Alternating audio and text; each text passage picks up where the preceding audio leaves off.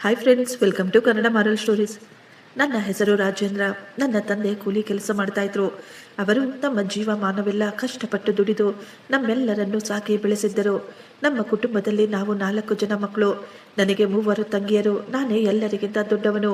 ನನ್ನ ದೊಡ್ಡ ತಂಗಿಯ ಹೆಸರು ಪ್ರಿಯಾ, ಎರಡನೆಯ ತಂಗಿ ಕಾವ್ಯ, ಚಿಕ್ಕ ತಂಗಿ ದಿವ್ಯಾ. ನಮ್ಮ ಬಳಿ ಅಷ್ಟೊಂದು ದುಡ್ಡಿರಲಿಲ್ಲ. ನಾವು ಸಾಧಾರಣವಾದ ಕುಟುಂಬದವರು. ಆದರೆ ನಮ್ಮ ಅಪ್ಪ ಅಮ್ಮ ಯಾವತ್ತೂ ನಾವು ಬಡವರು ಅಂತ ನಮಗೆ ತೋರಿಸಿಕೊಳ್ಳಲಿಲ್ಲ. ಅವರು ಯಾವಾಗಲೂ ಹೇಳ್ತಾ ಇದ್ರು, ಮನುಷ್ಯರ ನಿಜವಾದ ಸಂಪತ್ತು ಅವರ ಸಂಸ್ಕಾರ ಮತ್ತು ಅವರ ಕಷ್ಟ ಅಂತ. ನನ್ನ 2 ತಂಗಿಯರು ಮದುವೆಯ ವಯಸ್ಸಿಗೆ ಬಂದಿದ್ರು. ನಾನು ಪ್ರತಿದಿನ ನನ್ನ ತಂದೆಯ ಮುಖದ ಮೇಲೆ ಚಿಂತೆಯನ್ನು ಗಮನಿಸುತ್ತಿದ್ದೆ. ಅವರು ಬೆಳಗಿನ ಜಾವ ಇನ್ನು ಕತ್ತಲಲ್ಲೇ ಎದ್ದು ಕೂಲಿ ಕೆಲಸಕ್ಕೆ ಹೊರಟು ಹೋಗ್ತಾ ಇದ್ರು. ರಾತ್ರಿ ತುಂಬಾ ನಿಧಾನವಾಗಿ ದಣಿದು ವಾಪಸ್ ಬರುತ್ತಿದ್ದರು. ಅವರ ಕೈಗಳಲ್ಲಿ ಯಾವಾಗಲೂ ಗಾಯವಾಗಿ ರಕ್ತ ಬರ್ತಾ ಇತ್ತು. ಬಿಸಿಲಿನಲ್ಲಿ ಕೆಲಸ ಮಾಡಿ ಮಾಡಿ ಅವರ ಮುಖವೆಲ್ಲ ಕಪ್ಪಗಾಗಿ ಬಿಟ್ಟಿತ್ತು. ಆದರೂ ಅವರು ಯಾವತ್ತೂ ಬೇಸರ ಮಾಡಿಕೊಳ್ಳಲಿಲ್ಲ. ಯಾವತ್ತೂ ಏನು ಹೇಳ್ತಾ ಇರಲಿಲ್ಲ. ಅಮ್ಮ ಕೂಡ ಮನೆಯ ಎಲ್ಲ ಕೆಲಸವನ್ನು ಮಾಡುತ್ತಾ, ಜೊತೆಗೆ ಬಟ್ಟೆಯನ್ನು ಹೊಲಿಯುತ್ತಾ ಮನೆಯನ್ನು ನಡೆಸಲು ಅಪ್ಪನ ಜೊತೆ ಕೈ ಜೋಡಿಸುತ್ತಿದ್ದರು. ನಾನು ನಮ್ಮ ತಂದೆ ತಾಯಿಯ ಮುದ್ದಿನ ಮಗನಾಗಿದ್ದೆ. ಮನೆಯ ಜವಾಬ್ದಾರಿಗಳನ್ನು ಅವರು ಯಾವತ್ತೂ ನನ್ನ ಮೇಲೆ ಹೊರಿಸಲಿಲ್ಲ. ಅಮ್ಮ ಯಾವಾಗಲೂ ಹೇಳ್ತಾ ಇದ್ರು, ಮೊದಲು ನೀನು ಚೆನ್ನಾಗಿ ಓದು, ದೊಡ್ಡವನಾಗಿ ನಮ್ಮ ಹೆಸರನ್ನು ಉಳಿಸು, ನಮಗೆ ನೀನು ಗೌರವ ತರಬೇಕು ಅಂತ. ನಾನು ಕೂಡ ಎಷ್ಟೋ ಕಷ್ಟಪಟ್ಟು ಓದುತ್ತಿದ್ದೆ. ಆದರೆ ನಾನು ದೊಡ್ಡವನಾಗುತ್ತಾ ನನಗೆ ನಮ್ಮ ಮನೆಯ ಪರಿಸ್ಥಿತಿಗಳು ಅರ್ಥವಾಗ್ತಾ ಇದ್ವು. ರಾತ್ರಿ ಎಲ್ಲರೂ ಊಟ ಮಾಡಿ ಮಲಗಿದ ನಂತರ ನಾನು ಅನೇಕ ಬಾರಿ ನನ್ನ ಅಪ್ಪನ ಪಕ್ಕದಲ್ಲಿ ಕುಳಿತುಕೊಂಡು ಹೇಳ್ತಾ ಇದ್ದೆ, ಅಪ್ಪ, ನೀವು ಅಷ್ಟೊಂದು ಚಿಂತೆ ಮಾಡಬೇಡಿ. ನಾನು ದೊಡ್ಡವನಾದ ಮೇಲೆ ತುಂಬ ಹೆಚ್ಚಿನ ದುಡ್ಡನ್ನು ಸಂಪಾದಿಸಿ ನನ್ನ 3 ತಂಗಿಯರ ಮದುವೆಯನ್ನು ತುಂಬ ಅದ್ಧೂರಿಯಾಗಿ ಮಾಡುತ್ತೇನೆ ಅಂತ. ಅಪ್ಪ ನನ್ನ ಮಾತುಗಳನ್ನು ಕೇಳಿ ಮುಗುಳ್ನಾಗುತ್ತಾ ಹೇಳ್ತಾ ಇದ್ರು, ನಿನ್ನ ಪ್ರತಿಯೊಂದು ಮಾತು ಸತ್ಯವಾಗಬೇಕು ಅಂತ ನಾನು ಆ ದೇವರನ್ನು ಕೇಳ್ಕೊಳ್ತೀನಿ ಮಗ. ಆದರೆ ಈ ಸಮಯದಲ್ಲಿ ನೀನು ಕೇವಲ ನಿನ್ನ ಓದಿನ ಬಗ್ಗೆ ಮಾತ್ರ ಗಮನ ಕೊಡು ಸಾಕು ಅಂತ ಹೇಳುತ್ತಿದ್ದರು. ನನಗೆ ಅಪ್ಪನ ಕಣ್ಣುಗಳಲ್ಲಿ ಇದ್ದಂತಹ ನೋವು ಕಾಣಿಸ್ತಾ ಇತ್ತು. ಆದರೆ ಆ ಸಮಯದಲ್ಲಿ ನನಗೆ ಏನು ಮಾಡಬೇಕೋ ಗೊತ್ತಾಗಲಿಲ್ಲ. ನನ್ನ ಬಳಿ ಅಷ್ಟೊಂದು ಶಕ್ತಿ ಕೂಡ ಇರಲಿಲ್ಲ. ನನ್ನ ವಿದ್ಯಾಭ್ಯಾಸ ಪೂರ್ತಿಯಾದ ನಂತರ ನಾನು ನನ್ನ ಊರಿನಲ್ಲೇ ಕೆಲಸವನ್ನು ಹುಡುಕಾಡ್ತಾ ಇದ್ದೆ. ಬೆಳಿಗ್ಗೆ ಮನೆ ಬಿಟ್ಟು ರಾತ್ರಿ ಸುಸ್ತಾಗಿ ಮನೆಗೆ ವಾಪಸ್ ಬರ್ತಾ ಇದ್ದೆ. ಆದರೆ ನನಗೆಲ್ಲೂ ಕೆಲಸ ಸಿಗ್ತಾ ಇರಲಿಲ್ಲ. ಕೆಲವರು ಹೇಳ್ತಾ ಇದ್ರು ಅನುಭವ ಬೇಕು ಅಂತ, ಇನ್ನು ಕೆಲವರು ಕೆಲಸ ಖಾಲಿ ಇಲ್ಲ ಅಂತ ಹೇಳಿದ್ರೆ, ಇನ್ನು ಕೆಲವರು ತುಂಬ ಕಡಿಮೆ ಸಂಬಳದ ಬಗ್ಗೆ ಮಾತನಾಡ್ತಾ ಇದ್ರು. ನಾನು ಪ್ರತಿದಿನ ತುಂಬ ನಿರಾಸೆಯಿಂದ ವಾಪಸ್ ಬರ್ತಾ ಇದ್ದೆ. ನಾನು ಯೋಚಿಸುತ್ತಿದ್ದೆ, ಇದೇ ರೀತಿ ಇದ್ರೆ ನನ್ನ ತಂಗಿಯರ ಮದುವೆ ಹೇಗೆ ಮಾಡಬೇಕು ಅಂತ. ಇದೇ ಚಿಂತೆಯಲ್ಲಿ ಇರಬೇಕಾದ್ರೆ ಒಂದು ದಿನ ನನಗೆ ನನ್ನ ಹಳೆಯ ಗೆಳೆಯನ ನೆನಪು ಬಂದಿತ್ತು. ಅವನು ತುಂಬ ವರ್ಷದ ಮೊದಲೇ ಲಂಡನ್ಗೆ ಹೊರಟು ಹೋಗಿದ್ದ. ಅವನು ಈಗ ಅಲ್ಲೇ ಸೆಟ್ಲ್ ಆಗಿ ಕೆಲಸ ಮಾಡ್ತಾ ಇದ್ದ. ನಾನು ತುಂಬ ಯೋಚಿಸಿದ ನಂತರ ನನ್ನ ಗೆಳೆಯನಿಗೆ ಫೋನ್ ಮಾಡಿದೆ. ಮೊದಲು ಅವನು ಫೋನನ್ನು ಅಟೆಂಡ್ ಮಾಡಲಿಲ್ಲ. ಸ್ವಲ್ಪ ಸಮಯದ ನಂತರ ಅವನು ನನಗೆ ಮತ್ತೆ ಫೋನ್ ಮಾಡ್ದ. ಅವನು ನನ್ನ ಎಲ್ಲ ಮಾತುಗಳನ್ನು ಕೇಳಿದ ನಂತರ ಹೇಳ್ದ, ನೀನು ನಿಜವಾಗಿಯೂ ಕಷ್ಟಪಡಬೇಕು ಅಂತ ಅಂದುಕೊಂಡರೆ ನೀನು ಇಲ್ಲಿಗೆ ಬಂದುಬಿಡು, ನಾನು ನನ್ನ ಕೈಲಾದಷ್ಟು ಸಹಾಯವನ್ನು ಮಾಡ್ತೀನಿ. ಆದರೆ ಒಂದು ಮಾತು ಚೆನ್ನಾಗಿ ನೆನಪಿಟ್ಕೋ, ಇಲ್ಲಿ ಕೆಲಸ ಸಿಗೋದು ಅಷ್ಟೊಂದು ಸುಲಭವೇನಲ್ಲ. ಮೊದಲು ತುಂಬ ಕಷ್ಟಪಡಬೇಕಾಗುತ್ತೆ. ಹೊಸದರಲ್ಲಿ ದುಡ್ಡು ಕೂಡ ಅಷ್ಟೊಂದು ಸಿಗೋದಿಲ್ಲ.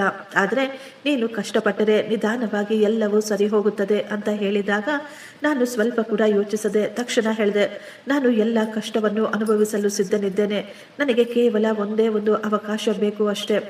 ರವಿ ಹೇಳ್ದ, ಆಯ್ತು ಸರಿ, ನಾನು ನಿನ್ನ ವೀಸಾ ಪ್ರಕ್ರಿಯೆಗಳನ್ನು ಶುರು ಮಾಡ್ತೀನಿ. ನೀನು ನಿನ್ನ ಕಾಗದ ಪತ್ರಗಳನ್ನು ರೆಡಿ ಮಾಡಿ ಇಟ್ಕೋ. ನಾನು ಎಷ್ಟೋ ಸಂತೋಷವಾಗಿ ಮನೆಗೆ ಬಂದು ನನ್ನ ಅಪ್ಪ ಅಮ್ಮನಿಗೆ ಈ ವಿಷಯವನ್ನು ಹೇಳಿದೆ. ಮೊದಲು ಅಪ್ಪ ಅಮ್ಮ ತುಂಬ ಹೆದರಿಕೊಂಡರು. ಅಮ್ಮ ಅಳುತ್ತಾ ಹೇಳ್ತಾ ಇದ್ರು, ಮಗ, ನೀನು ಅಷ್ಟೊಂದು ದೂರ ಹೊರಟು ಹೋದ್ರೆ ನಿನ್ನನ್ನು ಬಿಟ್ಟು ನಾವು ಹೇಗೆ ತಾನೇ ಇರಬೇಕು ಅಂತ. ಅಪ್ಪ ಕೂಡ ಸ್ವಲ್ಪ ಸಮಯ ಸುಮ್ಮನಿದ್ದು ನಂತರ ಹೇಳಿದ್ರು, ನಮ್ಮ ಮಗನ ಭವಿಷ್ಯ ಅಲ್ಲಿ ಚೆನ್ನಾಗಿರುತ್ತೆ ಅನ್ನುವ ಹಾಗಿದ್ರೆ ನಾವು ಅವನನ್ನು ನಿಲ್ಲಿಸಬಾರದು, ಅವನನ್ನು ಕಳುಹಿಸಿಕೊಡೋಣ. ನನಗೆ ಚೆನ್ನಾಗಿ ಗೊತ್ತು ಅವರು ಒಳಗೊಳಗೆ ಎಷ್ಟೊಂದು ದುಃಖ ಪಡ್ತಾ ಇದ್ದಾರೆ ಅಂತ. ಆದರೆ ನನ್ನ ಮುಂದೆ ಧೈರ್ಯವಾಗಿ ಇರುವಂತೆ ತೋರಿಸಿಕೊಳ್ತಾ ಇದ್ರು. ಲಂಡನ್ಗೆ ಹೋಗಲು ತುಂಬ ಹೆಚ್ಚಿನ ದುಡ್ಡಿನ ಅವಶ್ಯಕತೆ ಇತ್ತು. ಆದರೆ ನಮ್ಮ ಬಳಿ ಅಷ್ಟೊಂದು ದುಡ್ಡಿರಲಿಲ್ಲ. ಅದಕ್ಕಾಗಿ ಅಮ್ಮ ತನ್ನ ಬಳಿ ಇದ್ದ ಸ್ವಲ್ಪ ಒಡವೆಗಳನ್ನು, ಅಪ್ಪ ತನ್ನ ಬಳಿ ಇದ್ದಂತಹ ಸ್ವಲ್ಪ ದುಡ್ಡನ್ನು ಸಹ ಕೊಟ್ಟು ಬಿಟ್ಟರು. ಎಲ್ಲ ಜೋಡಿಸಿದರೂ ಪೂರ್ತಿ ದುಡ್ಡು ಸಾಕಾಗಲಿಲ್ಲ. ಹೊರಗೆ ಸ್ವಲ್ಪ ಸಾಲ ಕೂಡ ತೆಗೆದುಕೊಳ್ಳಬೇಕಾಯಿತು. ನನ್ನ ತಂಗಿಯರ ಮದುವೆಗೆ ಸೇರಿಸಿಟ್ಟ ಕೆಲವು ಒಡವೆಗಳನ್ನು ಸಹ ಮಾರಾಟ ಮಾಡಬೇಕಾಯಿತು. ಇದೆಲ್ಲವನ್ನು ನೋಡಿ ನನಗೆ ತುಂಬ ದುಃಖವಾಗ್ತಾ ಇತ್ತು.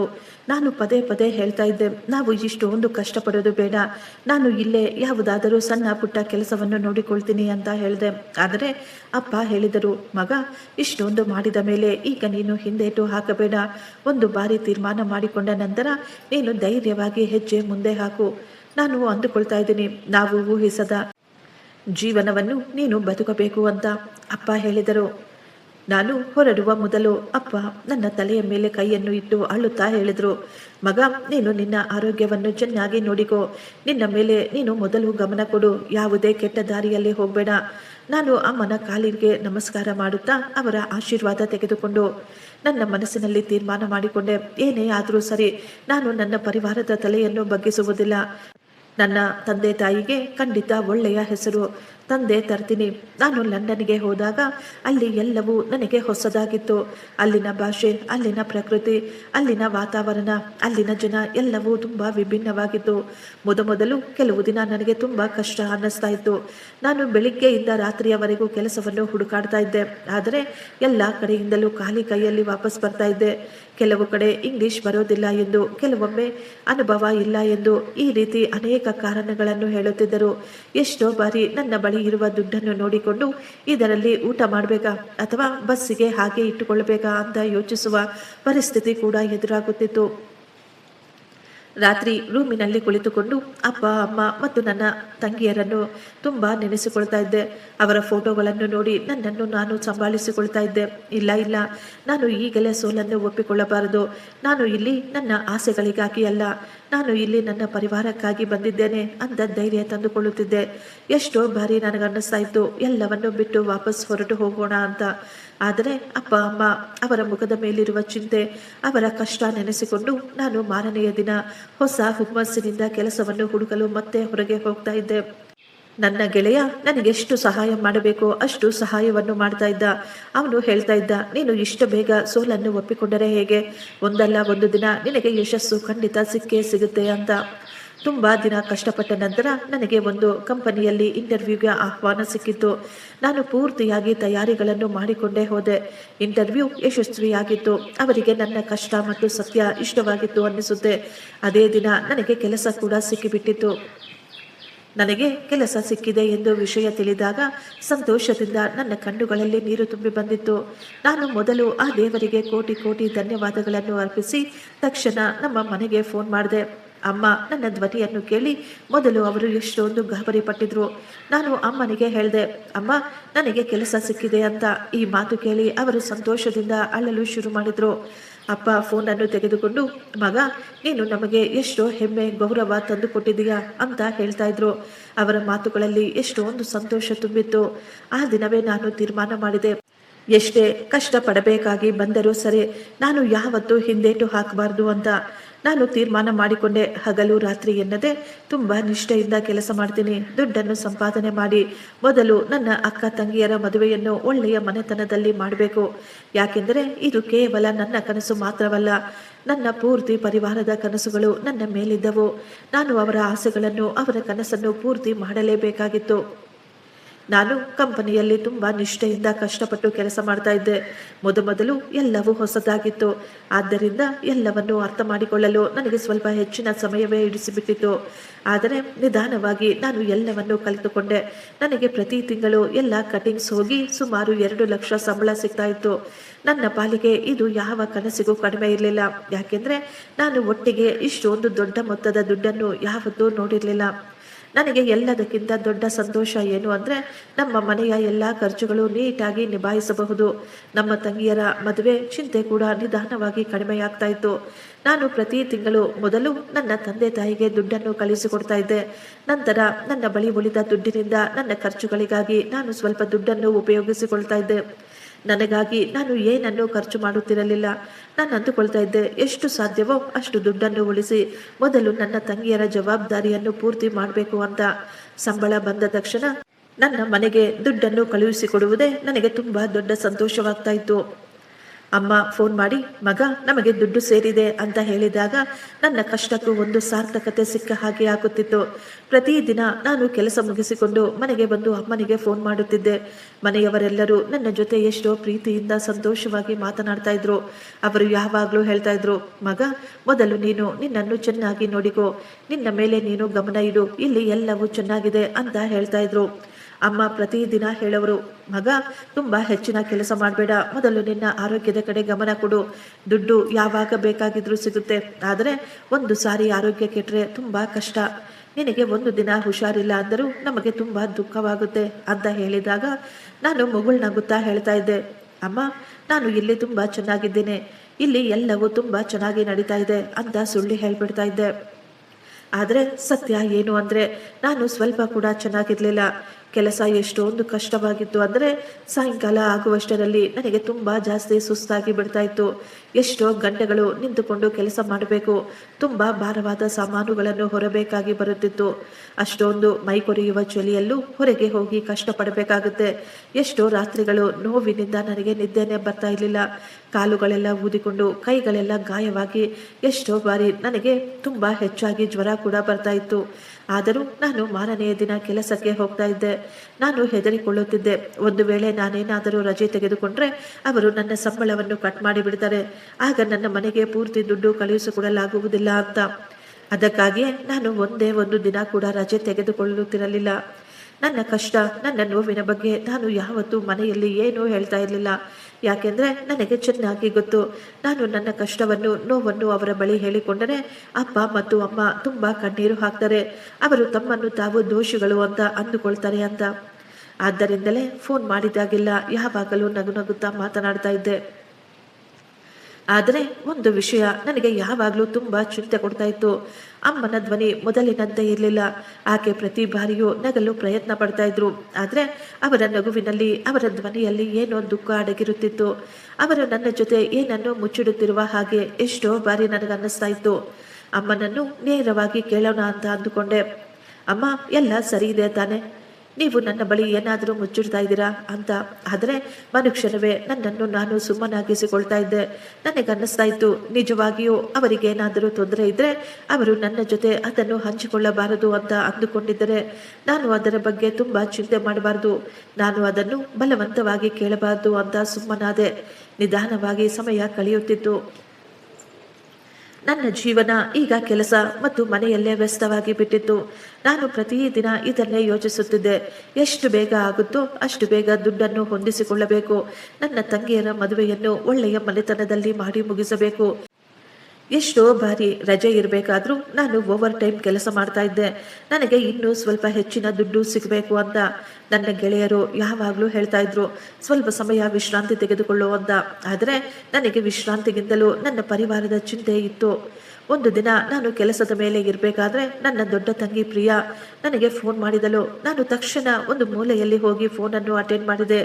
ಪ್ರಿಯಾ ಎಷ್ಟೋ ಸಂತೋಷವಾಗಿ, ಅಣ್ಣ ನನ್ನ ಬಳಿ ನಿನಗೆ ಒಂದು ಸಂತೋಷದ ಸುದ್ದಿ ಇದೆ ಅಂತ ಹೇಳಿದಾಗ ನಾನು ಮುಗುಳ್ನಗುತ್ತಾ, ಮೊದಲು ಹೇಳು ಏನದು ಅಂತ ಕೇಳಿದೆ. ಅವಳು ನಗುತ್ತಾ, ಅಣ್ಣ ನನ್ನ ಸಂಬಂಧ ಫಿಕ್ಸ್ ಆಗಿದೆ, ಕೆಲವೇ ತಿಂಗಳಲ್ಲಿ ನನ್ನ ಮದುವೆ ಕೂಡ ನಡೆಯುತ್ತೆ ಅಂತ ಹೇಳಿದ್ಲು. ಈ ಮಾತು ಕೇಳಿದ ತಕ್ಷಣ ನನಗೆ ಎಷ್ಟೋ ಸಂತೋಷವಾಯಿತು. ನನ್ನ ಕಣ್ಣುಗಳಲ್ಲಿ ಸಂತೋಷದ ಕಣ್ಣೀರು ತುಂಬಿಕೊಂಡಿತ್ತು. ನನ್ನ ಕಷ್ಟ ಈಗ ಸಫಲವಾಗಿದೆ ಅಂತ. ಸ್ವಲ್ಪ ಸಮಯ ನಾನು ಮೌನವಾಗಿದ್ದೆ. ನಂತರ ನಾನು, ಪ್ರಿಯಾ ನೀನು ಸತ್ಯ ಹೇಳ್ತಾ ಇದೀಯ ತಾನೆ, ಇದು ತುಂಬ ದೊಡ್ಡ ಸಂತೋಷದ ವಿಷಯ. ಪ್ರಿಯಾ ಹೇಳ್ತಾ ಇದ್ಲು, ಹುಡುಗನ ಕಡೆಯವರು ತುಂಬ ಒಳ್ಳೆಯವರು, ಅವರು ಯಾವುದೇ ರೀತಿಯ ವರದಕ್ಷಿಣೆ ಸಹ ಕೇಳಲಿಲ್ಲ. ಈ ಮಾತು ಕೇಳಿ ನನಗೆ ಇನ್ನೂ ತುಂಬ ಸಂತೋಷವಾಯಿತು. ನನಗನ್ನಿಸ್ತಾ ಇತ್ತು ನನ್ನ ಹೆಗಲ ಮೇಲಿರುವ ಒಂದು ದೊಡ್ಡ ಭಾರ ಇಳಿದು ಹೋಗಿದೆ ಅಂತ. ನಂತರ ನಾನು ಅಮ್ಮನ ಜೊತೆ ಕೂಡ ಮಾತನಾಡಿದೆ. ಅಮ್ಮ ಕೂಡ ಹೇಳ್ತಾ ಇದ್ರು, ಆ ದೇವರು ನಮ್ಮ ಪ್ರಾರ್ಥನೆಯನ್ನು ಕೇಳಿದ್ದಾರೆ, ಆ ಜನ ತುಂಬ ಒಳ್ಳೆಯವರು, ನಮಗನ್ನಿಸುತ್ತಿದೆ ಪ್ರಿಯಾ ಅಲ್ಲಿ ಯಾವಾಗಲೂ ತುಂಬ ಸಂತೋಷವಾಗಿರ್ತಾಳೆ ಅಂತ.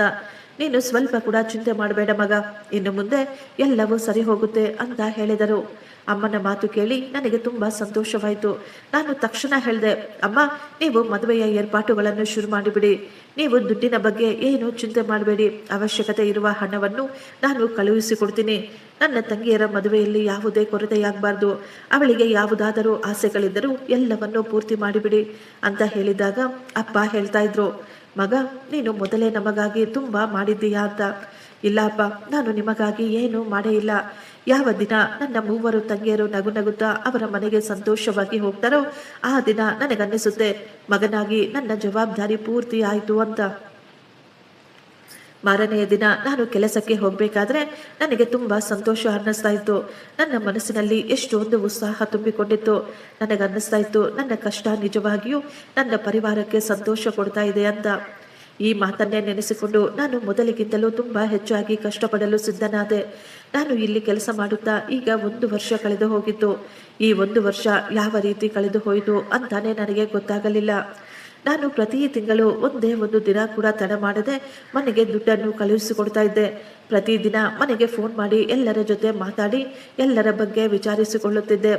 ಅಮ್ಮ ಯಾವಾಗಲೂ ಹೇಳ್ತಾ ಇದ್ರು, ಮಗ, ಇಲ್ಲಿ ಎಲ್ಲವೂ ಚೆನ್ನಾಗಿದೆ, ನೀನು ನಿನ್ನ ಆರೋಗ್ಯದ ಬಗ್ಗೆ ಕೂಡ ಗಮನ ಕೊಡು, ನೀನು ಇನ್ನು ಚೆನ್ನಾಗಿ ಕಷ್ಟಪಡು ಅಂತ ಹೇಳ್ತಿದ್ರು.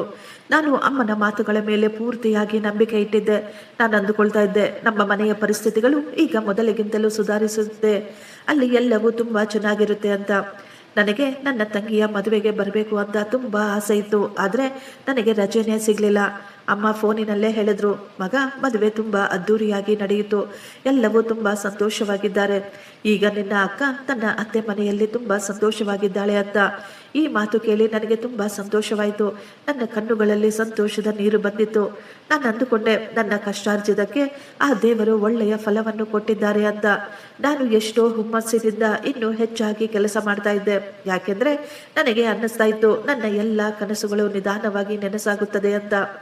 ಸಮಯ ಇದೇ ರೀತಿ ಕಳೀತಾ ಇತ್ತು. ಒಂದು ದಿನ ನಮ್ಮ ಬಾಸ್ ಇದ್ದಕ್ಕಿದ್ದ ಹಾಗೆ ನನ್ನನ್ನು ಅವರ ಕ್ಯಾಬಿನಿನೊಳಗೆ ಕರೆದ್ರು. ಯಾಕೆ ಕರೆದಿರಬಹುದು ಅಂತ ನಾನು ತುಂಬ ಗಾಬರಿ ಪಟ್ಕೊಂಡೆ. ಆದರೆ ಅವರು ಮುಗುಳ್ನಗುತ್ತಾ ಹೇಳಿದ್ರು, ರಾಜೇಂದ್ರ, ಕಳೆದ 1 ವರ್ಷದಿಂದ ನೀನು ತುಂಬ ಕಷ್ಟಪಟ್ಟು ಕೆಲಸ ಮಾಡಿದೀಯಾ. ನೀನು ಯಾವುದೇ ಕೆಲಸವನ್ನು ನಿರಾಕರಿಸಲಿಲ್ಲ.